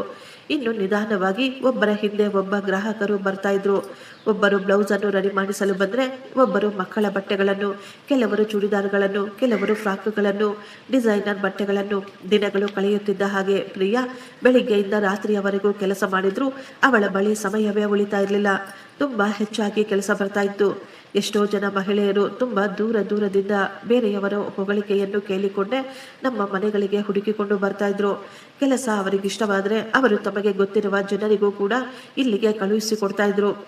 ನೋಡುತ್ತಿದ್ದಂತೆ ಪ್ರಿಯಾ ಹೆಸರು ಪೂರ್ತಿ ಎಲ್ಲ ಕಡೆ ಹರಡಿಬಿಟ್ಟಿತ್ತು. ಈಗ ನಮ್ಮ ಅಂಗಡಿಯಲ್ಲೂ ಕೂಡ ಚೆನ್ನಾಗಿ ವ್ಯಾಪಾರವಾಗ್ತಾ ಇತ್ತು. ಪ್ರಿಯಾ ವ್ಯಾಪಾರ ಕೂಡ ಚೆನ್ನಾಗಿ ಅಭಿವೃದ್ಧಿಯಾಗಿತ್ತು. ನಮಗೆ ಮೊಟ್ಟ ಮೊದಲ ಬಾರಿ ಅನ್ನಿಸ್ತಾ ಇತ್ತು, ನಮ್ಮ ಕಷ್ಟಕ್ಕೆ ಆ ದೇವರು ಫಲವನ್ನು ಕೊಟ್ಟಿದ್ದಾರೆ ಅಂತ. ನಿಧಾನವಾಗಿ ನಮ್ಮ ಲಾಭಗಳು ಕೂಡ ಈಗ ಹೆಚ್ಚಾಗಿದ್ವು. ನಾವು ಮೊದಲು ನಮ್ಮ ಮನೆಯನ್ನು ರೆಡಿ ಮಾಡಿಸಿಕೊಂಡೆವು. ಮನೆಗೆ ಹೊಸ ಬಣ್ಣಗಳನ್ನು ಸಹ ಬಂದವು. ಕಿಟಕಿ ಬಾಗಿಲುಗಳು ಸಹ ಸರಿ ಮಾಡಿಸಿಕೊಂಡೆವು. ಮನೆ ಈಗ ಹೊಸ ರೀತಿ ಕಾಣಿಸಿದಾಗ ಅಮ್ಮನ ಕಣ್ಣುಗಳು ಸಹ ತುಂಬಿ ಬಂದಿದ್ವು. ಅವರು ಪದೇ ಪದೇ ಆ ದೇವರಿಗೆ ಕೋಟಿ ಕೋಟಿ ಧನ್ಯವಾದಗಳನ್ನು ಹೇಳ್ತಾ ಇದ್ರು. ನಾನು ನನ್ನ ತಂಗಿಗಾಗಿ ಒಂದು ಹೊಸ ಅಂಗಡಿಯನ್ನು ಸಹ ರೆಡಿ ಮಾಡಿಸಿಕೊಟ್ಟೆ. ಅವಳು ತನ್ನ ಅಂಗಡಿಯಲ್ಲಿ ಕುಳಿತುಕೊಂಡು ಆರಾಮವಾಗಿ ತನ್ನ ಕೆಲಸ ಮಾಡಿಕೊಳ್ಳಲಿ ಅಂತ ಅಂಗಡಿಯ ಮುಂದೆ ಸಣ್ಣದಾಗಿ ಒಂದು ಬೋರ್ಡನ್ನು ಸಹ ಹಾಕಿಸಿದೆವು. ಈಗ ಜನ ಅಲ್ಲಿಗೆ ಬಂದು ಅವಳಿಗೆ ಬಟ್ಟೆ ಕೊಡ್ತಾ ಇದ್ರು. ನನ್ನ ತಂಗಿ ತುಂಬಾ ಪ್ರೀತಿಯಿಂದ ಇಷ್ಟದಿಂದ ಬಟ್ಟೆಗಳನ್ನು ಹೊಲಿದು ಕೊಡ್ತಾ ಇದ್ಲು. ನನ್ನ ಸಣ್ಣ ತಂಗಿಯರು ಕೂಡ ಈಗ ಮೊದಲಿನಂತೆ ಬೇಸರವಾಗಿ ಇರುತ್ತಿರಲಿಲ್ಲ. ಅವರು ಅಂಗಡಿ ಮತ್ತು ಮನೆ ಎರಡೂ ಕಡೆ ನನಗೆ ಸಹಾಯ ಮಾಡ್ತಾ ಇದ್ರು. ಈಗ ಮನೆಯ ಪರಿಸ್ಥಿತಿಗಳು ಸಹ ಬದಲಾಗ್ತಾ ಇದ್ವು. ಮೊದಲೆಲ್ಲ ಇದೇ ಮನೆಯಲ್ಲಿ ಚಿಂತೆ, ಮೌನ ಮತ್ತು ಕಣ್ಣೀರು ತುಂಬಿಕೊಂಡಿತ್ತು. ಆದರೆ ಈಗ ಮನೆಯಲ್ಲಿ ಸಂತೋಷ ಕಾಣಿಸ್ತಾ ಇತ್ತು. ಅಮ್ಮನ ಆರೋಗ್ಯದಲ್ಲಿ ಸುಧಾರಣೆ ಬಂದಾಗ ನನಗೆ ತುಂಬ ಸಂತೋಷವಾಯಿತು. ಡಾಕ್ಟರ್ ಕೂಡ ಹೇಳಿದರು, ಚಿಕಿತ್ಸೆ ಸಮಯಕ್ಕೆ ಸರಿಯಾಗಿ ನಡೆಯುತ್ತಿದೆ, ಆದ್ದರಿಂದ ಅವರ ಪರಿಸ್ಥಿತಿ ಮೊದಲಿಗಿಂತಲೂ ತುಂಬ ಚೆನ್ನಾಗಿದೆ. ಆದರೆ ಈಗಲೂ ಅವರು ತುಂಬ ಹುಷಾರಾಗಿರಬೇಕು. ಅಮ್ಮನಿಗೆ ಈಗ ಮೊದಲಿನಂತೆ ಕಷ್ಟವಾಗ್ತಾ ಇರಲಿಲ್ಲ. ಇದೆಲ್ಲ ನೋಡಿ ನನಗನ್ನಿಸ್ತಾ ಇತ್ತು, ಆ ದೇವರು ನಮ್ಮ ಮೇಲೆ ದಯೆ ತೋರಿಸಿದ್ದಾರೆ ಅಂತ. ಅಮ್ಮ ಸ್ವಲ್ಪ ಸಮಯ ಅಂಗಳದಲ್ಲಿ ಬಂದು ಕುಳಿತುಕೊಂಡು ನಮ್ಮ ಎರಡು ಅಂಗಡಿಗಳನ್ನು ಸಹ ನೋಡ್ತಾ ಇದ್ರು. ಅಮ್ಮನ ಮುಖದ ಮೇಲೆ ಸಂತೋಷ ಬಂದಿತ್ತು, ಆದರೆ ಅದು ಮೊದಲಿದ್ದ ಸಂತೋಷವಾಗಿರಲಿಲ್ಲ. ಅವರ ಮನಸ್ಸಿನಲ್ಲಿ ಏನೋ ಚಿಂತೆ ಕಾಡ್ತಾ ಇತ್ತು. ಅಮ್ಮ ಯಾಕೆ, ಏನಾಯ್ತು ಅಂತ ಕೇಳಿದಾಗ ಅಮ್ಮ ಪ್ರತಿ ಬಾರಿ ಮುಗುಳ್ನಗುತ್ತಾ ಹೇಳ್ತಾ ಇದ್ರು, ಏನೂ ಇಲ್ಲ ಮಗ, ನನಗೆ ಈಗ ವಯಸ್ಸಾಗ್ಬಿಟ್ಟಿದೆ, ಈಗ ನನ್ನಿಂದ ಮೊದಲಿನಂತೆ ತುಂಬ ಹೆಚ್ಚಾಗಿ ಮಾತನಾಡಲು ಸಾಧ್ಯವಿಲ್ಲ ಅಂತ ಹೇಳ್ತಾ ಇದ್ರು. ಆದರೆ ಅಮ್ಮನ ಮಾತುಗಳಿಂದ ನನಗೆ ಅರ್ಥವಾಗ್ತಾ ಇತ್ತು, ಅವರು ನನ್ನಿಂದ ಏನನ್ನೋ ಮುಚ್ಚಿಡ್ತಾ ಇದ್ದಾರೆ ಅಂತ. ನಾನು ಕೂಡ ಅಮ್ಮನ ಮೇಲೆ ಒತ್ತಡವನ್ನು ಹಾಕಲಿಲ್ಲ, ಅವರನ್ನು ಆರಾಮವಾಗಿರಲು ಬಿಡ್ತಾ ಇದ್ದೆ. ಅಪ್ಪ ಕೂಡ ಈಗ ಮೊದಲಿನಂತೆ ಕೂಲಿ ಕೆಲಸಕ್ಕೆ ಹೋಗ್ತಾ ಇರಲಿಲ್ಲ. ಅವರು ಹೆಚ್ಚಾಗಿ ಅಮ್ಮನ ಜೊತೆ ಸಮಯ ಕಳೀತಾ ಇದ್ರು. ಅಮ್ಮನಿಗೆ ಬೇಕಾದ ಎಲ್ಲವನ್ನೂ ಅಪ್ಪ ನೋಡಿಕೊಳ್ತಾ ಇದ್ರು. ಸಮಯಕ್ಕೆ ಸರಿಯಾಗಿ ಔಷಧಿಗಳನ್ನು ಕೊಡುವುದು, ಅವರಿಗೆ ನೀರನ್ನು ಕೊಡುವುದು, ಆಸ್ಪತ್ರೆಗೆ ಕರೆದುಕೊಂಡು ಹೋಗುವುದು, ಅವರ ಜೊತೆ ಕುಳಿತುಕೊಂಡು ಮಾತನಾಡುತ್ತಾ ಸಮಯವನ್ನು ಕಳೆಯುವುದು ಮಾಡ್ತಾ ಇದ್ರು. ಅವರನ್ನು ನೋಡಿದಾಗೆಲ್ಲ ನನಗನ್ನಿಸ್ತಾ ಇತ್ತು, ನಿಜವಾದ ಸಂಗಾತಿಗಳು ಅಂದರೆ ಕಷ್ಟದ ಸಮಯದಲ್ಲೂ ಕೂಡ ಕೈ ಬಿಡದೇ ಇರುವವರು ಅಂತ. ನಾನು ಅಂಗಡಿಯನ್ನು ಬಂದ್ ಮಾಡಿ ರಾತ್ರಿ ಮನೆಗೆ ಬಂದಾಗ ಮೊದಲು ಅಪ್ಪ ಅಮ್ಮನ ಬಳಿ ಹೋಗಿ ಕುಳಿತುಕೊಂಡು ನಾವು 3 ಜನ ತುಂಬ ಸಮಯ ಮಾತನಾಡಿಕೊಳ್ತಾ ಇದ್ವಿ. ನಾನು ನನ್ನ ಕೈಯಾರೆ ಅಮ್ಮನಿಗೆ ಊಟವನ್ನು ಕೂಡ ತಿನ್ನಿಸುತ್ತಿದ್ದೆ. ಅಪ್ಪನಿಗೂ ಕೂಡ ಪ್ರೀತಿಯಿಂದ ಅಡುಗೆಯನ್ನು ಬಡಿಸ್ತಾ ಇದ್ದೆ. ಅಮ್ಮ ನನ್ನ ಕೈಯನ್ನು ಹಿಡಿದುಕೊಂಡು ಹೇಳ್ತಾ ಇದ್ರು, ಮಗ, ನೀನು ನಮಗಾಗಿ ಎಷ್ಟೊಂದು ಮಾಡಿದ್ದೀಯಾ, ಬಹುಶಃ ಯಾವ ಮಗನೂ ಅಷ್ಟು ಮಾಡೋದಿಲ್ಲ. ಅವರ ಮಾತು ಕೇಳಿ ನಾನು ಪ್ರತಿ ಬಾರಿ ಹೇಳ್ತಾ ಇದ್ದೆ, ಅಮ್ಮ, ನಾನು ನಿಮಗಾಗಿ ಇನ್ನೂ ಏನೂ ಮಾಡೇ ಇಲ್ಲ. ನಾನು ನಿಮ್ಮನ್ನು ಪೂರ್ತಿಯಾಗಿ ಆರೋಗ್ಯವಾಗಿ ನೋಡುವವರೆಗೂ, ನನ್ನ 3 ತಂಗಿಯರ ಮದುವೆ ಮಾಡಿ ಅವರು ಸಂತೋಷವಾಗಿರುವುದನ್ನು ನೋಡುವವರೆಗೂ ಆ ದಿನ ನನಗನ್ಸುತ್ತೆ ನನ್ನ ಕಷ್ಟ ಸಫಲವಾಗಿದೆ ಅಂತ. ನನ್ನ ಮಾತು ಕೇಳಿ ಅಮ್ಮನ ಕಣ್ಣುಗಳಲ್ಲಿ ನೀರು ಬರ್ತಾ ಇತ್ತು. ಆದರೆ ಈ ಬಾರಿ ಅವರ ಕಣ್ಣೀರಿನಲ್ಲಿ ದುಃಖಕ್ಕಿಂತಲೂ ಹೆಚ್ಚಾಗಿ ತಮ್ಮ ಮಗನ ಮೇಲೆ ಹೆಮ್ಮೆ ಕಾಣಿಸ್ತಾ ಇತ್ತು. ನಾನು ನನ್ನ ಮನಸ್ಸಿನಲ್ಲಿಯೇ ನನ್ನ ದೇವರ ಬಳಿ ಕೇಳಿಕೊಳ್ತಾ ಇದ್ದೆ, ದೇವ್ರೆ, ಇನ್ನು ಮುಂದೆ ನಮ್ಮ ಪರಿವಾರಕ್ಕೆ ಇನ್ನು ಯಾವುದೇ ಕೆಟ್ಟ ಸಮಯ ಬರದೇ ಇರಲಿ ಅಂತ. ಆದರೆ ಅಮ್ಮ ಹೋದ ನಂತರ ನಮಗನ್ನಿಸ್ತಾ ಇತ್ತು ನಮ್ಮ ಮನೆಯ ಸಂತೋಷವೇ ಹೊರಟು ಹೋಗಿದೆ ಅಂತ. ಮೊದಲು ಮನೆಯಲ್ಲಿ ಯಾರಿಗೂ ಯಾವ ಕೆಲಸದ ಮೇಲೂ ಮನಸ್ಸಿರಲಿಲ್ಲ. ಬೆಳಿಗ್ಗೆ ಎದ್ದ ತಕ್ಷಣ ನಾನು ಅಮ್ಮನ ರೂಮಿನ ಕಡೆ ನೋಡ್ತಾ ಇದ್ದೆ. ಆದರೆ ಪ್ರತಿ ಬಾರಿಯೂ ಅಲ್ಲಿ ಯಾರೂ ಇಲ್ಲದಿರುವುದನ್ನು ನೋಡಿ ನನ್ನ ಕಣ್ಣುಗಳಲ್ಲಿ ನೀರು ತುಂಬಿ ಬರ್ತಾ ಇತ್ತು. ಅಪ್ಪ ಯಾವಾಗಲೂ ಸೈಲೆಂಟ್ ಆಗಿ ಒಂದು ಮೂಲೆಯಲ್ಲಿ ಕುಳಿತುಕೊಂಡಿರ್ತಾ ಇದ್ರು. ಮೊದಲು ಎಷ್ಟೋ ಸಂತೋಷವಾಗಿ ಯಾವಾಗಲೂ ಮಾತನಾಡುತ್ತಿದ್ದ ನನ್ನ ಅಪ್ಪ ಈಗ ಏನೂ ಮಾತನಾಡದೆ ಸೈಲೆಂಟ್ ಆಗಿ ಒಂದು ಮೂಲೆಯಲ್ಲಿ ಕುಳಿತಿರುತ್ತಿದ್ದರು. ನನ್ನ 3 ತಂಗಿಯರು ತಮ್ಮ ಕಣ್ಣೀರನ್ನು ಮುಚ್ಚಿಡುತ್ತಾ ಮನೆಯ ಕೆಲಸಗಳನ್ನು ಮಾಡಿಕೊಳ್ತಾ ಇದ್ರು. ಆದರೆ ನನಗೆ ಅರ್ಥವಾಗ್ತಾ ಇತ್ತು ಅವರ ಮನಸ್ಸಿನಲ್ಲಿ ಎಷ್ಟೊಂದು ದುಃಖ ತುಂಬಿಕೊಂಡಿದೆ ಅಂತ. ರಾತ್ರಿ ನಾವೆಲ್ಲರೂ ಊಟಕ್ಕೆ ಕುಳಿತಾಗ ಅಲ್ಲಿ ಯಾರಿಗೂ ಧೈರ್ಯನೇ ಇರಲಿಲ್ಲ ಮೊದಲಿನಂತೆ ನಗುತ್ತಾ ಮಾತನಾಡಲು.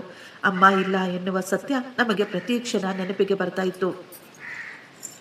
ಒಂದು ದಿನ ನಾನು ಎಲ್ಲರನ್ನೂ ನನ್ನ ಪಕ್ಕದಲ್ಲಿ ಕೂರಿಸಿಕೊಂಡು ಹೇಳಿದೆ, ನಾವೆಲ್ಲರೂ ಇದೇ ರೀತಿ ಪ್ರತಿದಿನ ಕಣ್ಣೀರು ಹಾಕುತ್ತಾ ಬೇಸರವಾಗಿ ಇದ್ರೆ ಅಮ್ಮನ ಎಲ್ಲ ಕಷ್ಟವೂ ವ್ಯರ್ಥವಾಗಿ ಬಿಡುತ್ತೆ. ಅಮ್ಮ ಯಾವಾಗಲೂ ಆಸೆ ಪಡ್ತಾ ಇದ್ರು ನಾವೆಲ್ಲರೂ ಒಟ್ಟಾಗಿ ಸಂತೋಷವಾಗಿರಬೇಕು ಅಂತ. ಆದ್ದರಿಂದ ನಾವುಗಳು ಮೊದಲು ನಮ್ಮನ್ನು ನಾವು ಸಂಭಾಳಿಸಿಕೊಳ್ಳಬೇಕು ಅಂತ ಹೇಳಿದಾಗ ಅಪ್ಪ ನನ್ನನ್ನೇ ನೋಡ್ತಾ ಇದ್ರು. ಅವರ ಕಣ್ಣುಗಳಲ್ಲಿ ನೀರು ತುಂಬಿತ್ತು. ಅವರು ನನ್ನ ಕೈಯನ್ನು ಹಿಡಿದುಕೊಂಡು ಹೇಳಿದ್ರು, ಮಗ, ಈ ದಿನ ನಿನ್ನ ಮೇಲೆ ನನಗೆ ಎಷ್ಟೋ ಹೆಮ್ಮೆ ಅನ್ನಿಸ್ತಾ ಇದೆ. ನೀನು ಈ ಮನೆಯನ್ನು ಎಷ್ಟೋ ಚೆನ್ನಾಗಿ ನಡೆಸಿದ್ದೀಯಾ. ನೀನಿಲ್ಲದಿದ್ದರೆ ನಿನ್ನ ಅಮ್ಮ ಹೋದ ನಂತರ ನಾವು ಪೂರ್ತಿಯಾಗಿ ಒಂಟಿಯಾಗಿ ಬಿಡ್ತಾ ಇದ್ದೆ ಅಂತ ಹೇಳಿದ್ರು. ನಾನು ಅಪ್ಪನಿಗೆ ಧೈರ್ಯವನ್ನು ಹೇಳಿದೆ, ಅಪ್ಪ, ಈಗ ನಾನಿದ್ದೇನೆ, ನೀವು ಯಾವ ವಿಷಯಕ್ಕೂ ಚಿಂತೆ ಮಾಡಬೇಡಿ. ನಾವೆಲ್ಲರೂ ಒಟ್ಟಾಗಿ ಸೇರಿ ಈ ಮನೆಯನ್ನು ಮೊದಲಿನಂತೆ ಚೆನ್ನಾಗಿ ಇಟ್ಟುಕೊಳ್ಳೋಣ. ಕೆಲವು ದಿನಗಳ ನಂತರ ನಾವೆಲ್ಲರೂ ಮತ್ತೆ ನಮ್ಮ ಕೆಲಸಗಳ ಮೇಲೆ ಗಮನ ಕೊಡಲು ಶುರು ಮಾಡಿದೆವು. ನಾನು ಬೆಳಿಗ್ಗೆ ಬೇಗ ಎದ್ದು ಅಂಗಡಿಯನ್ನು ಓಪನ್ ಮಾಡ್ತಾ ಇದ್ದೆ. ನನ್ನ 2 ತಂಗಿಯರು ಅಂಗಡಿಯಲ್ಲಿ ತಿಂಡಿಯನ್ನು, ಸ್ವೀಟ್ಗಳನ್ನು ಮಾಡಲು ಸಹಾಯ ಮಾಡ್ತಾ ಇದ್ರು. ನಮ್ಮ ಚಿಕ್ಕ ತಂಗಿ ಅಂಗಡಿಯಲ್ಲಿ ಬರುವ ಗ್ರಾಹಕರಿಗೆ ಸಾಮಾನುಗಳನ್ನು ಕೊಡ್ತಾ ಇದ್ಲು. ನಮ್ಮ ತಂಗಿ ಇದರ ಜೊತೆ ತನ್ನ ಹೊಲಿಗೆಯ ಕೆಲಸವನ್ನು ಸಹ ಮುಂದುವರಿಸುತ್ತಿದ್ಲು. ನಿಧಾನವಾಗಿ ನಮ್ಮ ಕೆಲಸಗಳು ಮೊದಲಿನಂತೆ ಓಡಲಾರಂಭಿಸಿದವು. ನಮ್ಮ ಸಿಹಿ ತಿಂಡಿಯ ಆರ್ಡರ್ಗಳು ಈಗ ತುಂಬ ದೂರದಿಂದ ಆನ್ಲೈನ್ನಲ್ಲಿ ಕೂಡ ಬರಲು ಶುರುವಾದವು. ಹಬ್ಬಗಳ ಸಮಯದಲ್ಲಿ ನಮ್ಮ ಅಂಗಡಿಯಲ್ಲಿ ಎಷ್ಟೊಂದು ಜನ ಸೇರಿರ್ತಾ ಇದ್ರು ಅಂದರೆ ರಾತ್ರಿಯಾದರೂ ನಮ್ಮ ಕೆಲಸ ಮುಗಿಯುತ್ತಿರಲಿಲ್ಲ. ಆದರೆ ಈ ಕಷ್ಟದಿಂದ ನಮಗೆ ಈಗ ಸುಸ್ತಾಗುತ್ತಿರಲಿಲ್ಲ. ಯಾಕೆಂದರೆ ನಮಗೆ ಚೆನ್ನಾಗಿ ಗೊತ್ತು ನಾವು ನಮ್ಮ ಪರಿವಾರವನ್ನು ಉತ್ತಮವಾಗಿ ಇಟ್ಟುಕೊಳ್ಳಲು ಕೆಲಸ ಮಾಡ್ತಾ ಇದ್ದೀವಿ ಅಂತ. ಕೆಲವೇ ತಿಂಗಳಲ್ಲಿ ನಾನು ನಮ್ಮ ಅಂಗಡಿಯನ್ನು ಇನ್ನೂ ದೊಡ್ಡದಾಗಿ ಮಾಡಿಕೊಂಡೆ. ಹೊಸ ಮಿಷನ್ಗಳನ್ನು ಸಹ ತರಿಸಿದೆವು. 2 ಹುಡುಗರನ್ನು ಸಹ ಕೆಲಸಕ್ಕೆ ಇಟ್ಟುಕೊಂಡೆವು. ಈಗ ನಮಗೆ ತುಂಬ ಹೆಚ್ಚಿನ ಲಾಭ ಬರ್ತಾ ಇತ್ತು. ಒಂದು ದಿನ ಅಪ್ಪ ಹೇಳಿದ್ರು, ಮಗ, ಪ್ರಿಯಾ ಮತ್ತು ಕಾವ್ಯ ಮದುವೆಯ ಬಗ್ಗೆ ನಾವು ಯೋಚನೆ ಮಾಡಬೇಕು ಅಂತ. ಮೊದಲು ಮನೆಯ ಪರಿಸ್ಥಿತಿಗಳು ಸರಿ ಇರಲಿಲ್ಲ, ಆದ್ದರಿಂದಲೇ ನಾವು ಏನೂ ಮಾಡಲಾಗಲಿಲ್ಲ. ಆದರೆ ಆ ದೇವರ ದಯೆಯಿಂದ ಈಗ ಎಲ್ಲವೂ ಅನುಕೂಲವಾಗಿದೆ. ಈಗ ನಾವು ಅವರ ಬಗ್ಗೆ ಯೋಚಿಸೋಣ ಅಂತ ಹೇಳಿದಾಗ ನಾನು ಅಪ್ಪನಿಗೆ ಮಾತು ಕೊಟ್ಟೆ. ಅಪ್ಪ, ಈ ಜವಾಬ್ದಾರಿ ನನ್ನದು.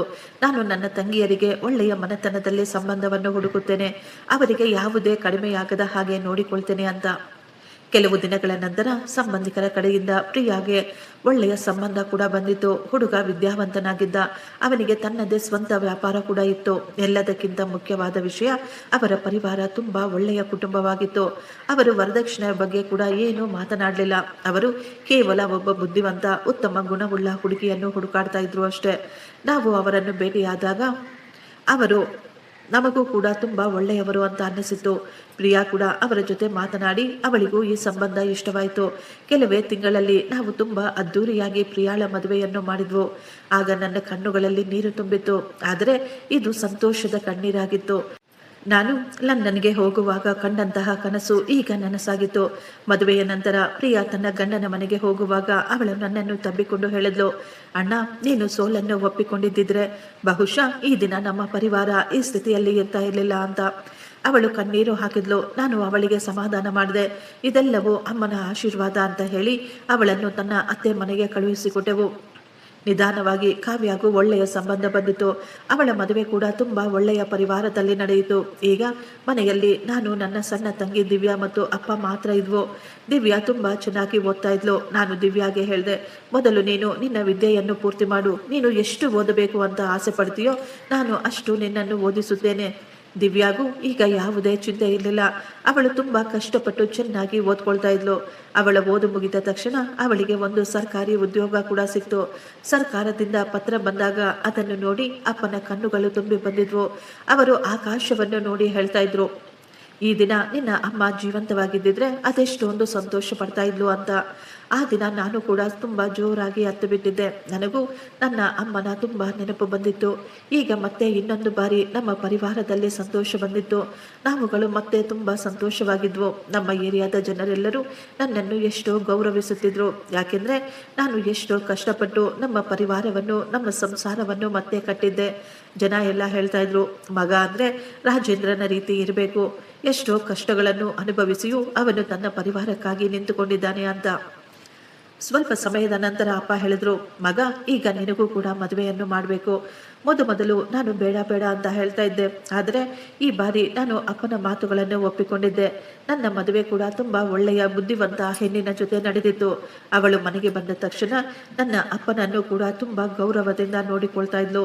ನನ್ನ ತಂಗಿಯರನ್ನು ತನ್ನ ಸ್ವಂತ ತಂಗಿಯರ ರೀತಿಯೇ ನೋಡಿಕೊಳ್ತಾ ಇದ್ಲು.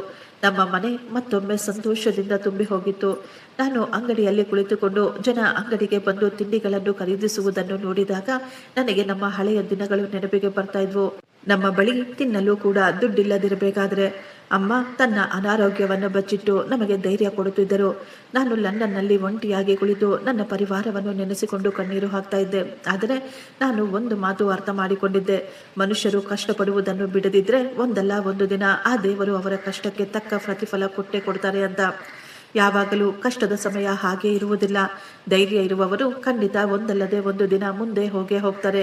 ಈ ದಿನ ನನ್ನ ತಂಗಿಯರು ಅವರವರ ಮನೆಗಳಲ್ಲಿ ಸಂತೋಷವಾಗಿದ್ರು. ನನ್ನ ಚಿಕ್ಕ ತಂಗಿ ಕೆಲಸ ಮಾಡಿಕೊಂಡು ಸಂತೋಷವಾಗಿದ್ರೆ, ನನ್ನ ತಂದೆ ನಮ್ಮ ಜೊತೆ ನೆಮ್ಮದಿಯಾಗಿ ಕಾಲ ಕಳೆಯುತ್ತಿದ್ರು. ನಾನು ಪ್ರತಿದಿನ ಅಮ್ಮನ ಫೋಟೋದ ಮುಂದೆ ಕೈ ಜೋಡಿಸಿ ಇದೇ ಮಾತುಗಳನ್ನ ಹೇಳ್ತಾ ಇದ್ದೆ, ಅಮ್ಮ, ನೀವು ನನಗೆ ಕೊಟ್ಟ ಸಂಸ್ಕಾರದಿಂದಲೇ ಈ ದಿನ ನಮ್ಮ ಪರಿವಾರ ಮತ್ತೆ ನಗುತ್ತಿದೆ.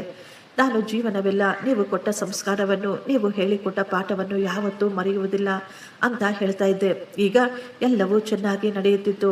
ಮನೆಯಲ್ಲಿ ಯಾವುದಾದರೂ ಸಂತೋಷ ಬಂದರೂ ಮೊದಲು ಅಮ್ಮ ಇಲ್ಲ ಎನ್ನುವ ಚಿಂತೆ ನಮಗೆ ಕಾಡ್ತಾ ಇತ್ತು. ನಾನು ಪ್ರತಿದಿನ ಅಂಗಡಿಗೆ ಹೋಗುವ ಮೊದಲು ಅಮ್ಮನ ಫೋಟೋದ ಮುಂದೆ ನಿಂತು ಕೈ ಜೋಡಿಸಿ ಹೇಳ್ತಾ ಇದ್ದೆ, ಅಮ್ಮ, ನಾನು ನಿನ್ನ ಎಲ್ಲ ಜವಾಬ್ದಾರಿಗಳನ್ನು ಪೂರ್ತಿ ಮಾಡಿದ್ದೇನೆ. ನೀವು ಎಲ್ಲಿದ್ದರೂ ನೆಮ್ಮದಿಯಾಗಿ ಆರಾಮವಾಗಿ ಇರಿ ಅಂತ. ನನ್ನ ತಂಗಿಯರು ಅವರ ಅತ್ತೆ ಮನೆಯಲ್ಲಿ ಸಂತೋಷವಾಗಿರುವುದನ್ನು ನೋಡಿದಾಗ ನನ್ನ ಎಲ್ಲ ಜವಾಬ್ದಾರಿಗಳು ಪೂರ್ತಿಯಾದಂತೆ ನನಗನ್ನಿಸ್ತಾ ಇತ್ತು. ಮಗನಾಗಿ, ಅಣ್ಣನಾಗಿ ನನ್ನ ಎಲ್ಲ ಕರ್ತವ್ಯವನ್ನು ನಾನು ನೀಟಾಗಿ ನಿಭಾಯಿಸಿದ್ದೆ. ಫ್ರೆಂಡ್ಸ್, ಈ ಸ್ಟೋರಿ ನಿಮಗೆ ಇಷ್ಟವಾಗಿದ್ದರೆ ಒಂದು ಲೈಕ್ ಮಾಡಿ ಮತ್ತು ನಮ್ಮ ಚಾನಲನ್ನು ಸಬ್ಸ್ಕ್ರೈಬ್ ಮಾಡಿಕೊಳ್ಳಿ. Thank you. ಧನ್ಯವಾದಗಳು.